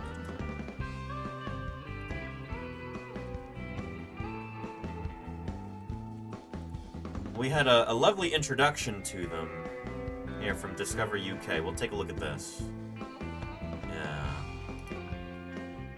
At nearly a metre long, the Tuatara may look like a large lizard, but the resemblance is only skin deep. Tuatara are far more primitive. Their family tree split away from lizards more than 250 million years ago. It would be easy to lump Tuatara in with other reptiles, like lizards, like geckos and skinks. Hang on. This was part of the documentary that we just watched. Well, shoot. Well, I'm feeling out of sorts right now. Sorry, I'm not used to, like, making that big of a mistake when I'm talking about a group of extinct critters like this. Yeah, shoot. So we're just gonna wrap this up for now. I've got some emails that I gotta send anyway. I've got some museum stuff that I gotta do. It'll be nice to have kind of an earlier finish for me today. So we're gonna go ahead and do that. Sit tight and we will find somebody else, maybe doing some science on Twitch right now, whom we can raid into. Without further ado, let's go ahead and wrap this up.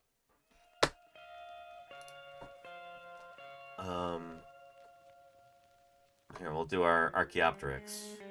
Because it is Thursday, birthday, I guess.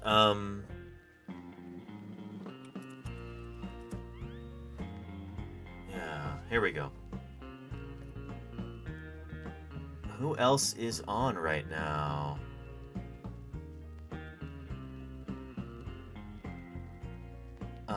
Let's go...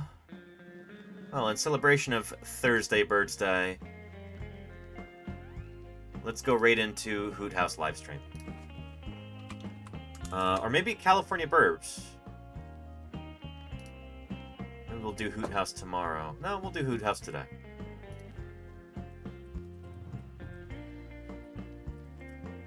There we go. Thank you to everybody who has helped make today's stream a good one. Thank you for your support, both financial and moral. Thank you for your enthusiasm and your questions. Thank you for your follows. Thank you for your moderators. I appreciate all of you. And lately I've got some reading to do.